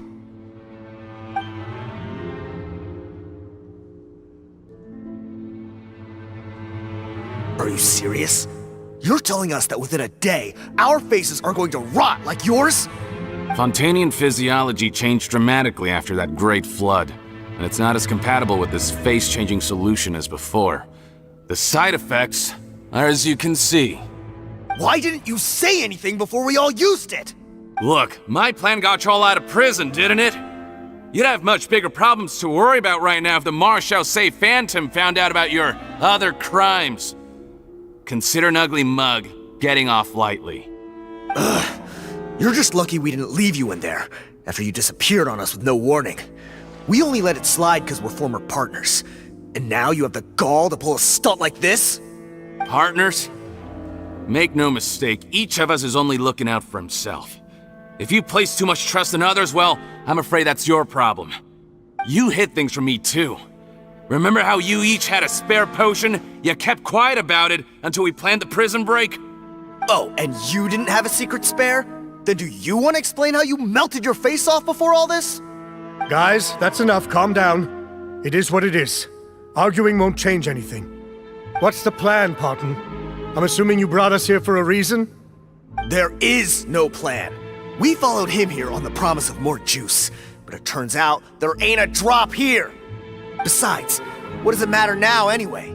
He already said, even if we did get our hands on more of that stuff, switching faces again solves nothing. They're still gonna melt off eventually. I said enough arguing! Parton, tell us the plan. The most practical solution is to continue using the potion. Keep switching to a new face before the ulcers can start forming. Are you kidding me? This stuff was hard enough to get a hold of even when we had a supply. Now you're asking us to use it like skin lotion, after the flood all but wiped the supply out? Well, there is another option. But you'll have to make a deal with me first. Okay, now we're talking. What's the deal? I have a document I took from that researcher that details how to make a replacement. Just give me one bottle of the undiluted fluid, and I'll get to work. What's the problem? I thought you always kept reserves. Or do you really just have one spare bottle each? What do you think? That we were shipping them into the fortress of Meripede by the basket load? Well then, say hello to never showing your marred faces in public again. Ugh, I've heard enough! Get him! Let's see if that document even exists! Freeze! Marshal say Phantom! What? Who let them in? Officer Morgan, before anything else, please find out Rawat's status. Rawat? I don't see him. Hand over the hostage now, if you want any chance of avoiding an extension to your sentences. Spare us your condescending attempts to coax us back to our cells. You think we're looking to negotiate? Rawat is dead. Parton? Arrest them all! Don't let anyone get away!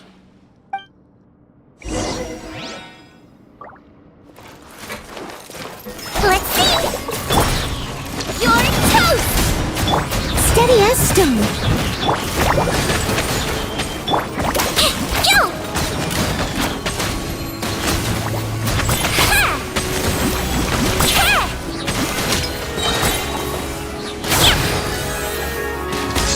Calm down! You might feel a little prick. Another test subject. Midnight Phantasmagoria! Boba, get them!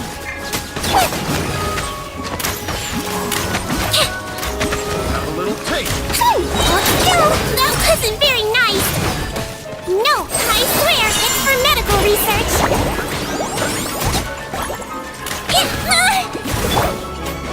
Leave it up to me. Bow your head.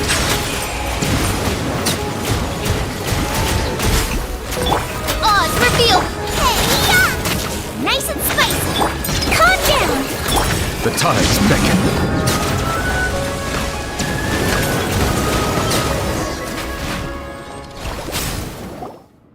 Huh. Gotta say, I never expected to see the head nurse in combat. Some patients respond better to a more aggressive treatment plan. Did we get everyone? Captain, we finished the head count. Parton's missing. Over there! The door's closing!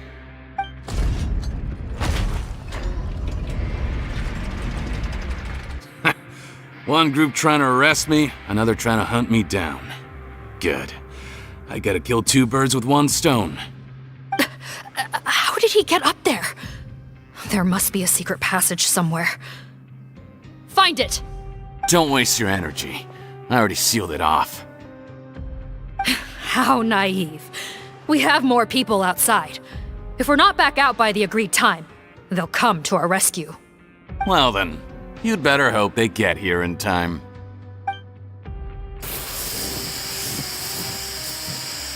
There's some kind of gas leaking from the pipes. Oh, be careful, it's poisonous. This is our distribution center, where we store the product derived from our source solution. We had to use special fire prevention methods to prevent contamination. The pipe network here was designed to emit a gas for firefighting. One little modification later, and it makes an efficient death trap. Why would you do this? Your partners are here too. Oh, please. If they can't supply what I need, they're of no further use to me. Besides, I can't have him exposing my potential whereabouts. He's a maniac! Come on, we gotta find a way to open that door! Go ahead, struggle in vain. Once the last of you croaks, no one will ever find me again. So long! Are you sure you're ready to leave, Potton? You haven't changed your dressing today. You can't cure my face, just give up. And what if I could? Nice try. You're just trying to stall me. Don't you worry about me. I'll find a way to cure my face once I get out of here. Oh, I doubt it. After all, Fontanians can no longer dissolve in primordial seawater. What the... How did you... The key component of the face-changing potion is the fluid left behind by dissolved Fontanians. It might look like ordinary water, but it has some unique elements in it. Before the flood, all Fontanians were oceanids, physiologically speaking. A potion made from that fluid could dissolve and reconstruct the face of a Fontanian in much the same way as hydroidolins change form. Theoretically, it could give someone any appearance they wished. But since the flood, Fontanians have become true humans. They can no longer provide the source material for this potion, nor reap its benefits. Are you saying this potion is made from Fontanians dissolved with primordial seawater? Then their crimes are far worse than I thought. How could you know all of this? No, wait. Of course! Well, well. So that's why you have a human appearance. It also means that I have a formula you're unaware of. The air's getting thicker. It's getting hard to breathe.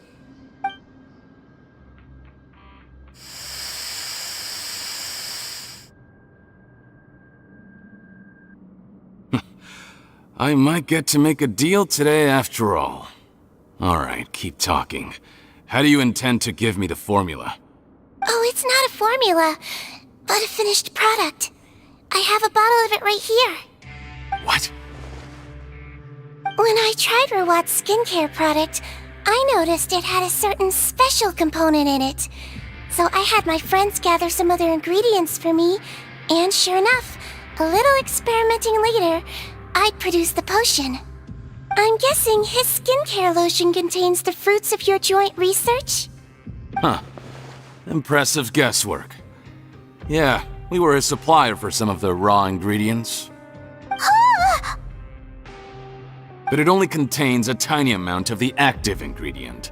The effect is minuscule compared to the undiluted fluid. Well, I found a way to reverse the dilution process, giving the skincare lotion a similar effect to the fluid it is derived from. That's impossible. If I tell you some of the ingredients, I think you can figure it out. First, you need to combine tainted hydrophantasm tissue with transoceanic pearls at a ratio of around 3 to 7. Tainted hydrophantasms and transoceanic pearls. I see. Can't believe I never thought of that. So, can we make a deal? Sounds good to me. There's a delivery pipeline beneath this window. Drop the potion in, and I'll release you all. Nope, not trusting you that easily. You're like those naughty kids who try to hide their illness. Open the sluice gate first, then I'll hand you the potion. Even if you're not bluffing, your potion won't cure my face permanently. You really think you have any leverage here? I'm not closing the valve this time. Clock's ticking. Fine. Then I'll just stand here with the potion in my hand. And when I faint from the poison, I'll drop it and it'll be destroyed. No.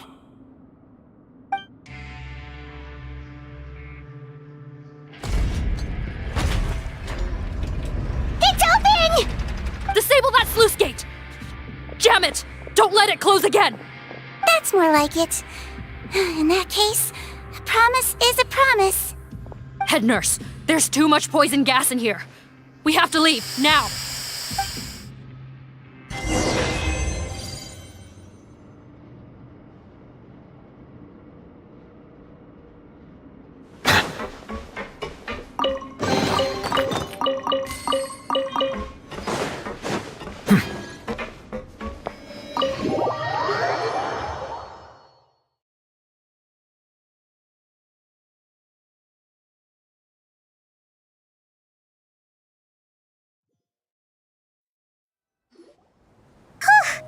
That was too close.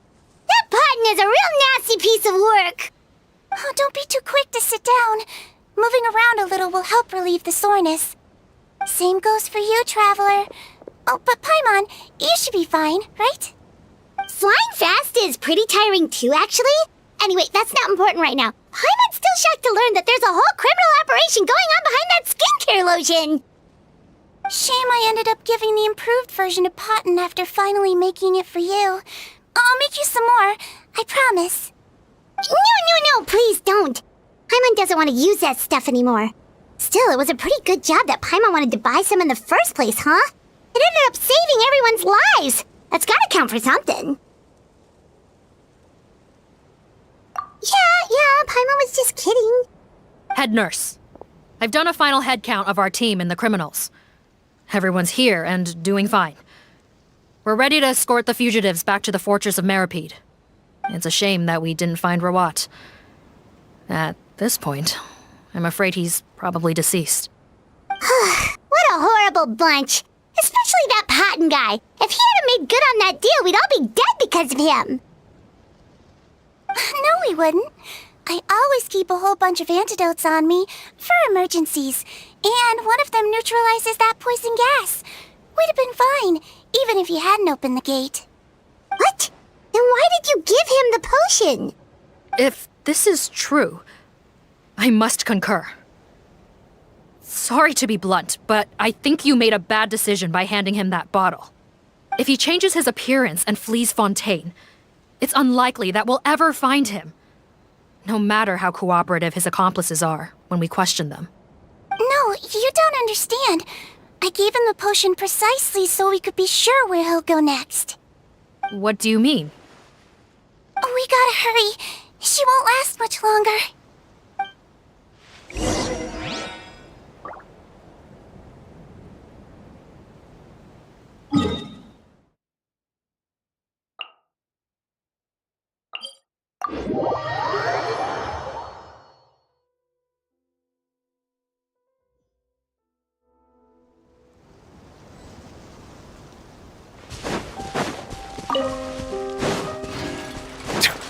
Silence! Out of the frying pan, into the fire!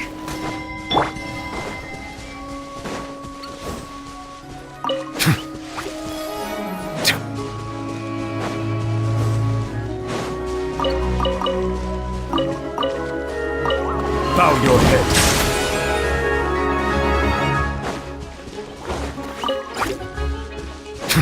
Boba, get them!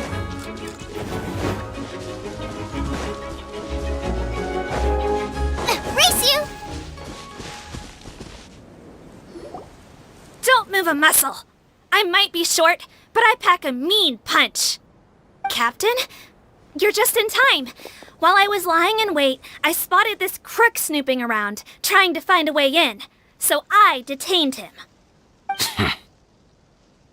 Oh, his face. Are you... Potten? So this is where you were heading, huh? What? This is how Potten looked before his face was marred. His current appearance matches the mugshot on his arrest warrant. I see. Wait, so what's going on? Wasn't the whole point of the potion to disguise himself and escape Fontaine? Why would he change back to his original face and run right into our trap? Enough of this nonsense. Let me in! You better pipe down. There's an old lady in there who's very sick. No way are we letting a crook like you inside. To heck with it. Listen to me. I'm Rawat. That's my mother in there. He's gotta be lying, right? Rawat was a victim in all this. He was forced into it against his will. How can he and this monster be the same person? Forced against his will? That's the funniest thing I've heard all day. Back when I was being coerced, everyone thought I was colluding of my own free will. And then when I actually became a criminal in my own right, you all suddenly thought I must be under duress. Amazing what a difference a handsome face makes. Save us the speech. Explain yourself. You want an explanation? Fine. I'll tell it how it is. When I was just pottin', the whole world treated me with contempt. Ew. What do you want? Get away from me. Women despise me. Collaborate? You don't look like much of a researcher to me. My peers scorned me. Mr. Parton, was it? I'm most interested in your research. Consider my offer carefully. I doubt you'll find other investment opportunities. Only villains would work with me. You want out of the game? Forget about it. Turns out, I slipped up a little. Left your picture with some Marechaussee Phantom officers. Easy mistake to make. Now they've listed you as an accomplice and drawn up an arrest warrant. So I suggest you put any thoughts of running away to rest. If you get caught by the guards for being in the synth business, you ain't ever seen the light of day again.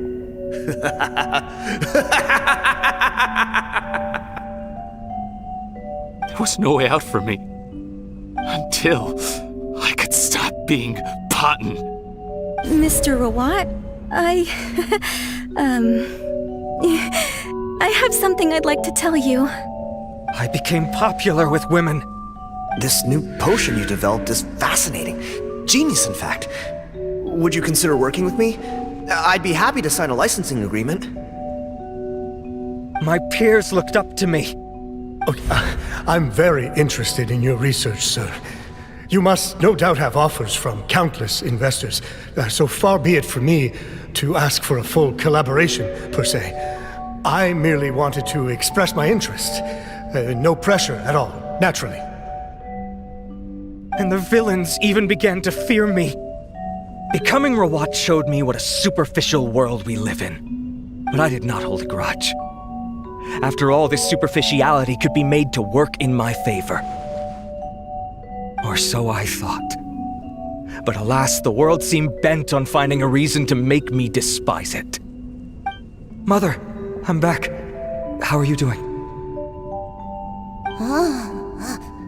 Who are you? I bought the best medicine Mora could buy, but nothing would cure her illness. In the end, I hoped she'd at least be able to see her son one last time before she passed, but when everyone else rejected me, the only person who cared about me was my mother. Then, when I became a rising star in the Fontaine Research Institute, I was unrecognizable to her. I have to let her see me again. Even if it means donning my own wretched, ugly face. Well, is that enough explaining for you? Now do you understand? Let me inside already! Have you ever considered if you'll even be able to look your mother in the eyes after what you've done? You found a way to completely change your identity. You could easily have escaped from them. But no, you chose to keep working with them. Why would I want to give up on such a lucrative business?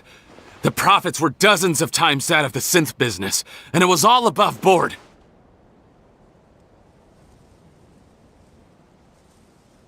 So you kept being a villain just for the money? Villain? By what standard?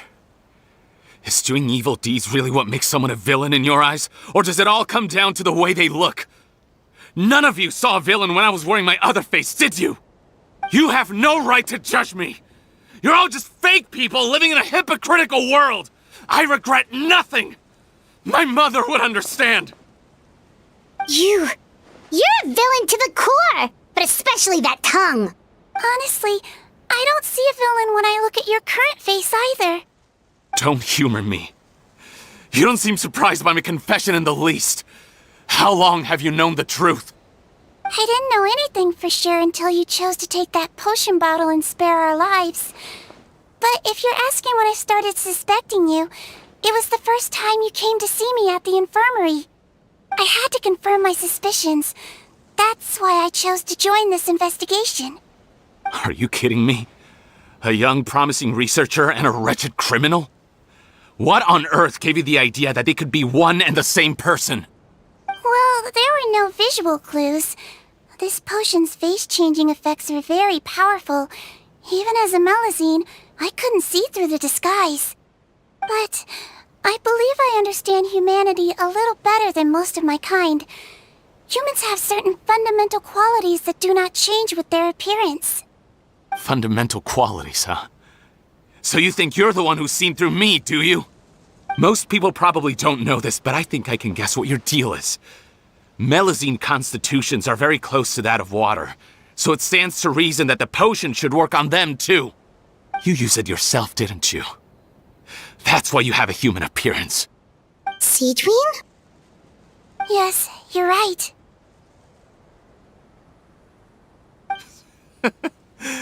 I'll bet it was back in the days when Melazines were discriminated against because of their appearance. It was either carry on living in the gutters as part of an alien race cast out by humanity, or become the head nurse of the fortress of Meripede, revered by all. Not a hard choice to make. It's a no-brainer. So you see, you and I were the same. And I'm the one who saw through you! That's not important right now. You came here to see your mother, didn't you? Well, I can grant you your wish. Huh? Head nurse, I'm not sure that's a good idea in his current state. Don't worry. Back in the warehouse when I traded the potion for our lives, I was doing it to test him. He was willing to risk sacrificing his only chance of escaping capture by opening the gate in exchange for the potion. Also, he could see his mother again. If nothing else, his concern for his mother is genuine. I see. So before you arrest him, please allow him to see his mother one last time. The Traveler and I will accompany him. You have nothing to worry about. All right. I understand.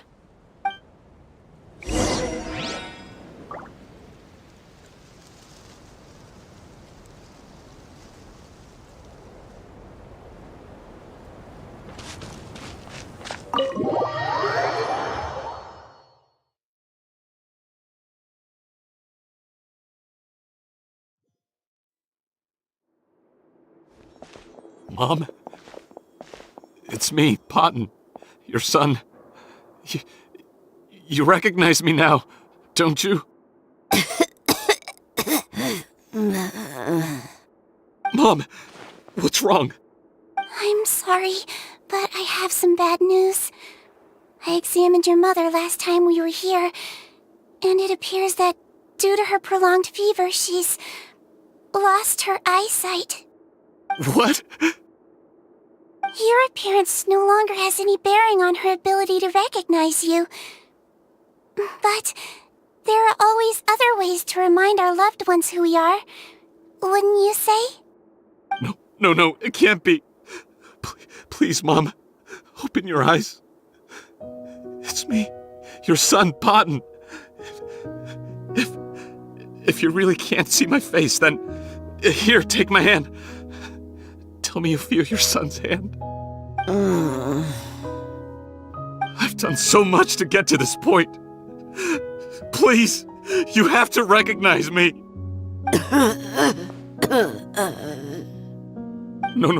No. The temperature of his palm must have changed. I'm sorry. It seems I couldn't bring him back to you after all.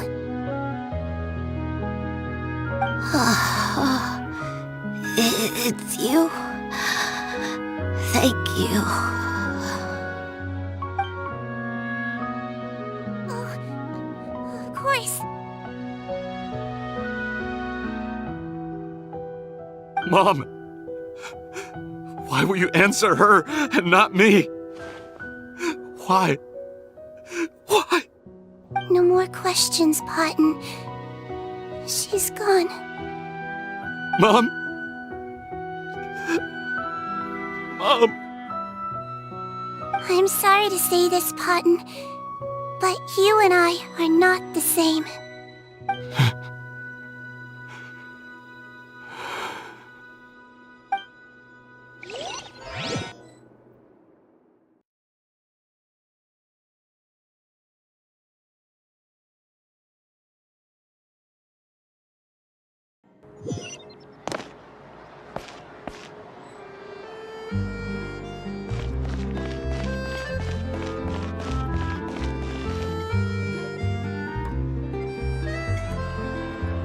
The wait is over, everyone!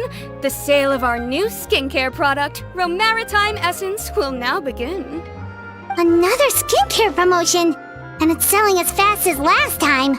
Wonder what people would think if they knew what was in the last batch. Oh, Sigewin's here too! Hey, Sigewine! Oh, Traveler Paimon, hello! I hope you two got a good rest yesterday after all your hard work. Of course! Nurse's orders, right? Anyway, are you here to take notes for your next article? Actually, I'm mostly here to help Officer Morgan wrap up yesterday's case. Ah, that reminds Paimon. That stuff sold like crazy, didn't it? Is it gonna cause huge problems? Nope, there's nothing to worry about. Unless modified, Butterfly Dew is an excellent skincare product that's completely safe to use. Besides, officers have already retrieved all Butterfly Dew purchased on the market. Now it's just a matter of disposal. After consulting Monsieur Nervulette, I came up with a way to neutralize any harmful effects, so it'll evaporate naturally without polluting water or soil. Wow, it's Sigewine to the rescue again! Thank you for serving as our consultant, head nurse. All the butterfly dew we recovered has been disposed of, according to your instructions. Great! Good job, everyone! Also, you mentioned you wanted a copy of Rawat's interrogation records. Well, technically, Potton's records. Anyway, I have them with me. Here. After he saw his mother for the last time, it was like all his mental defenses came crashing down. He put up no resistance during the interrogation and answered all our questions. We learned a lot. Apparently, the formula was something he discovered by chance while helping the criminal gang produce synth. Later, he came up with the idea to dilute it and use the resulting substance as a skincare product. Their supplier was Vache. But you could also argue that they were the ones doing him a favor. His operation helped Vache's gang dispose of an enormous amount of evidence. It made for a seamless collaboration. One man's trash was another man's treasure, and there were no loose ends. It's no wonder we never noticed what Potton's gang was up to. Vache again, huh? Is there still no end to the harm he caused? Make no mistake, the crimes of Vache and his accomplices will come to an end. It's only a matter of time. Since the flood cut off their supply of primordial seawater, they've been forced to resort to riskier methods, like using their private reserve to attack people on the street. Naturally, those attempts all ended in failure. After receiving numerous reports, we were able to zero in on the gang and eventually round them up. That sounds more like it. Based on what he told us in his confession, we pretty much had him backed into a corner, even though he made a point of distancing himself from the gang while disguised as Rawat. He tried to throw us off his tail by reporting his accomplices, giving him enough time to transform back into Potton and see his mother one last time. But there was one thing he hadn't anticipated. Even though Potton had been missing for a long time, we were very much still on the lookout for him. So the moment he appeared in public after changing back to his original appearance, we caught him. So he tried this once before, huh? Guess he really did want his mother to see him again. But in the end... Looking at the interrogation records, it seems like he spent the first sum of money he earned as reward on his mother's treatment. Yes, which is why I suspect that his initial motive for using the potion was not personal greed, but a desire to become somebody who had the power to save her. Even so, he went too far. In the end, he got what he deserved. I understand. Thank you for bringing me these records. Why did you want them anyway? Potton was one of my patients, so I need to put together a medical file for him. My teacher always stressed that a person's life experiences are just as important to their file as their medical history. Why are you still treating him like your patient? Isn't he kind of beyond redemption now? That may be true, but a patient is a patient, regardless of the choices that bring them to my care. One last thing, head nurse. Please keep everything you know about this potion a secret. It would be for the best if most of Fontaine knows nothing of its existence. I know my fellow officers and I will be able to sleep easier if that's the case. Of course, not to worry. Thank you for understanding. I'll take my leave then. So, Sigewine, did you really use that potion yourself? Why do you sound so surprised, Paimon? I told you all about it. It was quite a while ago now. You mean that story about the witch and the potion? So it was really, actually, genuinely a true story? Yes, it really actually genuinely was. But...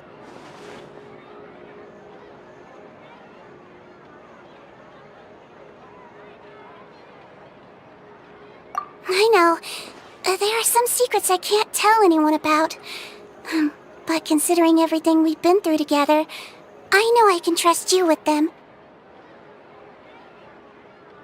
Before I tell you, though, could you follow me somewhere? I want to pay my respects to an old friend. Of course!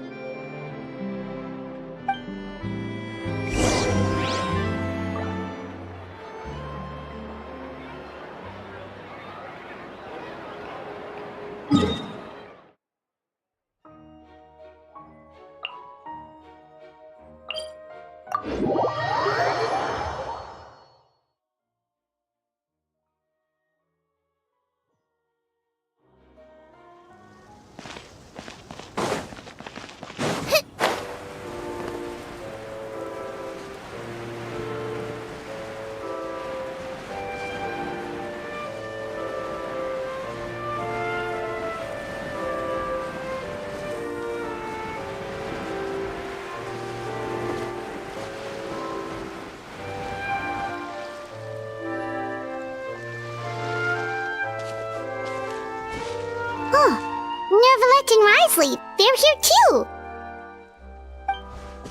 Good to see you, traveler. Paimon. I trust all has been going well for you? Big news, everyone. The Udex is out of his office on important business.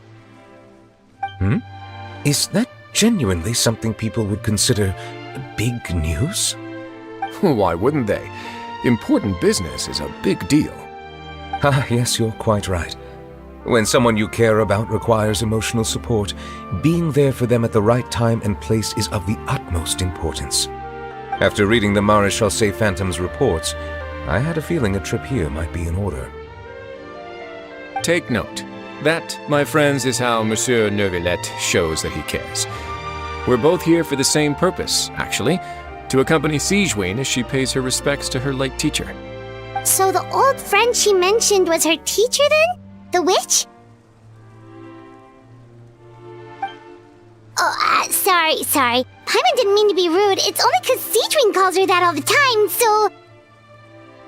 I doubt she considers that title to be offensive, Paimon. Don't worry. Indeed. In fact, I believe Sigewine would take it as a sign of affection. She has spoken of this doctor on many occasions, and it sounds like she was a truly generous individual. In those days, many people harbored prejudices against Melusines. She was the only teacher willing to take Sigewine on as a student. Wow. It's really nice of you two to be here for Sigewine. Guess you guys really look out for your younger colleagues, huh? Younger colleague? Well, that might be true for the Udex, but I'm not sure I can say the same. Sigewine served a sentence in the fortress of Meripede hundreds of years ago, and after she did her time, she decided to stick around. She's been an integral part of our administration ever since. Strictly speaking, the head nurse has been around longer than most people in the fortress, myself included. Pretty sure that makes me the younger colleague. She served a sentence?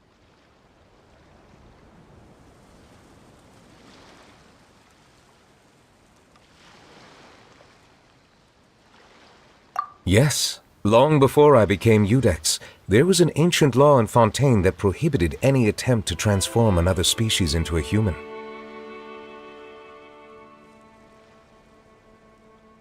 Initially, I and most researchers believed this law to have been imposed due to ethical concerns.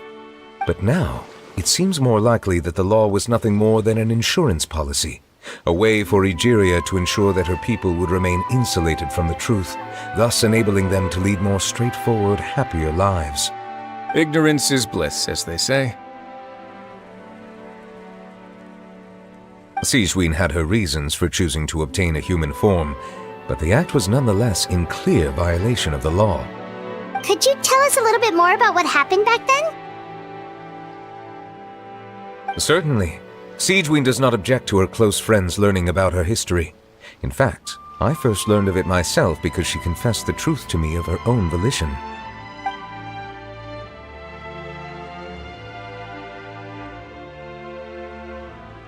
Even with their daughter so ill, they kicked you out?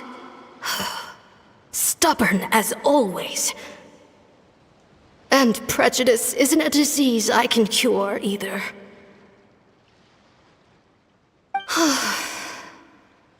Shame that I don't have the energy to get over there. You're laughable, you old witch. You want to save everyone in Fontaine, but you can't even save the patient before you. Master, what are you... I discovered a strange disease, one I suspect that every Fontainian suffers from. Witnesses or proof, no one will believe me. I had no choice but to experiment on myself to find a cure, but I hit a wall. And as you can see, it took a wretched toll on me. Then I'll find a cure for you, and then you can go cure her. There's no need. I am beyond saving now. There's nothing you can do. But, Master... As I said before, a doctor's duty is to treat whatever ailments they can. I know, but they don't trust me at all.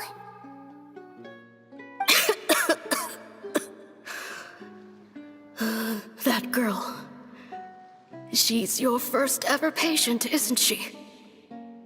Tell me, what cost are you willing to bear to see her cured? I'll do whatever it takes. Even if it means breaking the law and being punished for it? As long as I don't hurt anyone. Yes.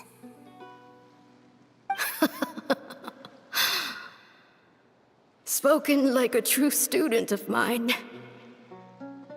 Then I shall make one more final gamble and see my experiment through to its end. Leave me for now and come back in 2 hours. If I am able to work this miracle, then I will have found a way to save all Fontanians, and I shall be able to help you treat that girl. If not, then it means there is one more disease in this world that I cannot treat. In that case, do not come looking for me. I will leave you a parting gift. An accidental discovery happened upon through my study of this strange disease. It has little use, but it will at least help you cure this one patient you can reach.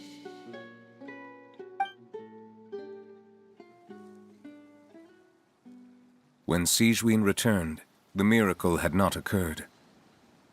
She found a potion bottle and a note on the table.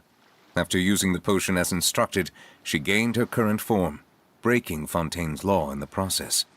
And after I had confirmed the veracity of the events, I gave my verdict. So that's what happened. I fear Sigewine only understood the full story after the truth about the dissolution of Fontanians was uncovered. When I reflected on all this with that knowledge in hand, I felt a deep sense of regret. As I use the law to uphold justice, there are times when I cannot help but acknowledge its ruthlessness. After the final details of the events surrounding Sigewine's transformation came to light, I checked several sources and, thankfully, the legal code does not require Sigewine to shoulder any additional punishment. Wonder how she feels about all this. Since she invited you here, I imagine she intends to speak of these matters with you, no?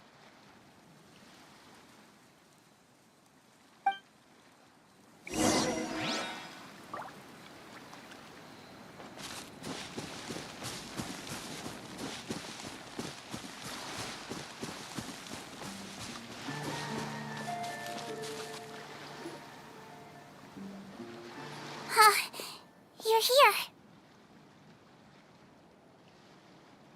The old friend I mentioned was my teacher.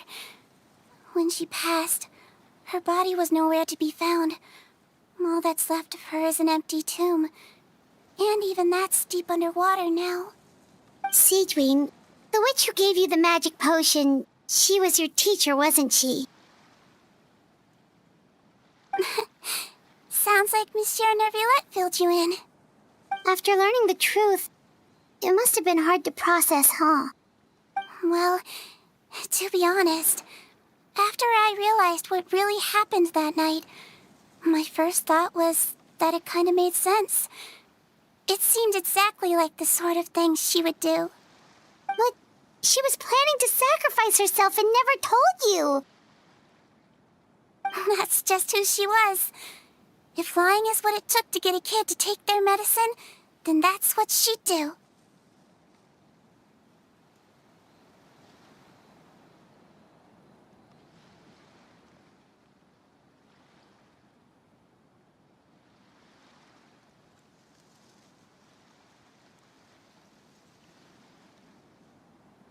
All right, but why did you turn yourself in? I broke the law, simple as that. My teacher made her choice, and I made mine.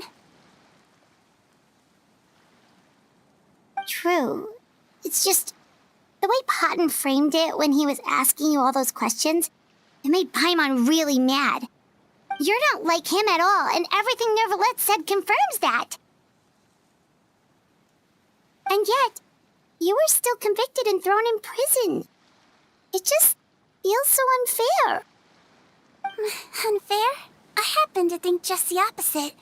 If I hadn't served that time, I'm not sure I would have been able to stay strong when he was questioning me. What makes you say that?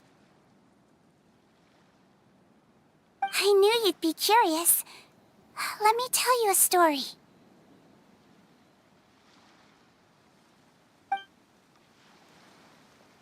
The verdict came down. This Melazine. is guilty. The Eudex defended the authority of Fontaine law, but he did not confiscate the Melizine's medical kit. And so, the Fortress of Meripede gained a new little doctor. She still wore her hood and raincoat, even though it never rained in the fortress. Perhaps thanks to her human appearance, no one refused her treatment.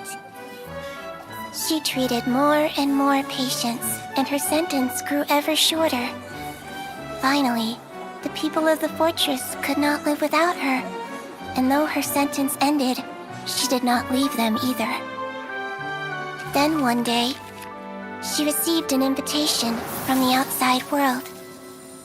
The location seemed familiar, and when she arrived, an old lady was waiting for her. She saw right through the Melizine's disguise, but didn't reveal it. Instead, she asked a question. Tell me, why do you think you gained the respect of so many people, despite being a Melizine? Because I look like a human? It's been 50 years, Sigewine, and you haven't aged a day. I think everyone knows you are not human. I finally found you, after all these years. I still remember, you know. It was you who saved me that night. But how? I was no longer a Melizine by then. Does it really matter if you're human or Melizine? I remember the warmth of your palm. It's quite unmistakable. And you know what? It hasn't changed one bit. You don't have to hide anymore, Sigewine. These days, everyone wants to make friends with Melizines. And I think that it's all because of you. I'm sorry I couldn't say this until now, but thank you, Dr. Melizine. Now that's an ending Paimon can get behind. After hearing everything Potten said, I wanted to tell him that it didn't matter who he looked like on the outside. But it was too late. The warmth in his palm had already disappeared. I tried to treat him, but the roots of his problem had nothing to do with his face. I understand. Thanks, you two. I appreciate you being here for me while I talk this through. Oh, it's nothing. Our pleasure. Oh, there's one more reason I invited you here. It's about time I finally give you what I promised. In order to restore the appearances of the face-swapping victims, the Marechaussee Phantom gave me special permission to make a few bottles of that potion. And I made one extra just for you two. We don't need it though. Shouldn't we destroy it? Well, even if you chose to destroy it, I still thought I should give it to you first. You two did so much for me. How could I break my promise? Well, fair enough, but anyway, Paimon's definitely not interested in this stuff anymore. Still, if this is the very last bottle in all of Teyvat, getting rid of it would feel like kind of a waste. Maybe we can give it a special meaning somehow. Ooh! Paimon's got it! Melizine physiology wasn't affected by the Great Flood, right? So that means the potion should have a permanent effect on you. In that case, what do you say, Sigewine? Ever thought about transforming back to the way you used to look? After all, from a Melizine point of view, Paimon bets Melizines look the cutest of all! Paimon, after everything, do you really think it matters whether I'm Melizine or a human? Well... What was Paimon thinking? You made up your mind a long time ago! Yeah, let's just destroy this thing. Leave it to me.